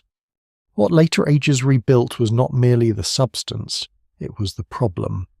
In the end, the most dangerous ancient technology may not be one weapon, one furnace, one secret formula, or one vanished workshop. It may be something broader and more unsettling, the human discovery that knowledge itself can become too potent to spread safely, too useful to abandon willingly, and too destructive to remain innocent once fully understood. That discovery happens very early. It happens wherever fire stops being a household servant and becomes an instrument of transformation under pressure. It happens when ore yields metal, when walls provoke siegecraft, when oils and resins become weapons, when kings begin to hide certain crafts behind guarded doors. By then the pattern is already old. The technology has not only changed the world, it has changed what societies think knowledge is for. This is why the story does not resolve into a single missing recipe. The ancient world keeps returning to the same threshold through different materials and different institutions. A dangerous process emerges. It offers advantage. The advantage creates dependency. Dependency invites secrecy. Secrecy narrows transmission. Narrow transmission makes the system both controllable and brittle. Then strain arrives war, scarcity, revolt, death. Fragmentation, and the knowledge either leaks outward into wider danger or collapses inward into loss. The details change from place to place. The structure remains remarkably constant. What survives in the record suggests that ancient people understand more of this than they are often credited with. Not in modern theoretical terms, certainly. They do not write treatises on technological ethics in the language later ages would prefer, but they build restricted workshops, they tie specialists to institutions, they ritualize hazardous acts, they keep formulas close, they monopolize certain materials and methods. They allow some powerful lineages to remain so narrow that they are one generation away from extinction. These are not the behaviors of societies unaware that some kinds of knowledge are volatile in more than one sense. And that volatility is not only military, it is social, ecological, and political. A technology can be dangerous because it burns ships, but also because it devours forests, because it poisons workers slowly, because it concentrates power in too few hands, because it creates strategic dependence on fragile trade routes, because it arms rulers more quickly than it strengthens the people who must live beneath them, because its accidents are catastrophic and its success encourages overuse. No single explanation fully accounts for why ancient societies confine or lose such methods, because the danger is never just one thing. It radiates outward through every layer of civilization that touches it. That may be why some of the most potent ancient techniques end not in triumph, but in narrowing. A state keeps the secret. A temple guards the process. A military corps learns only its part. A master teaches carefully, incompletely, selectively. The knowledge survives, but only as long as the institution survives. And when the institution breaks, what remains is not continuity but astonishment. Later generations stand before the residue and the stories and feel the shape of a power they can no longer quite reproduce. They call it miraculous, lost, forbidden, impossible. Often it was none of these things. It was simply too dangerous to be left in many hands and too fragile to survive in few. A lesser known but profound truth hidden in this pattern is that stopping does not always look like prohibition. Sometimes a technology ends because people can no longer justify the cost of maintaining the chain. The ore is poorer, the fuel too distant, the experts too few, the accidents too frequent, the politics too unstable, the moral discomfort too persistent, even if rarely spoken aloud. In such moments, a method may not be ceremonially banned. It may simply be allowed to die. That, too, is a form of stopping. Quiet, incomplete, historically messy, but real. There is a temptation to read this as wisdom, and sometimes perhaps it is. Yet ancient history resists clean praise.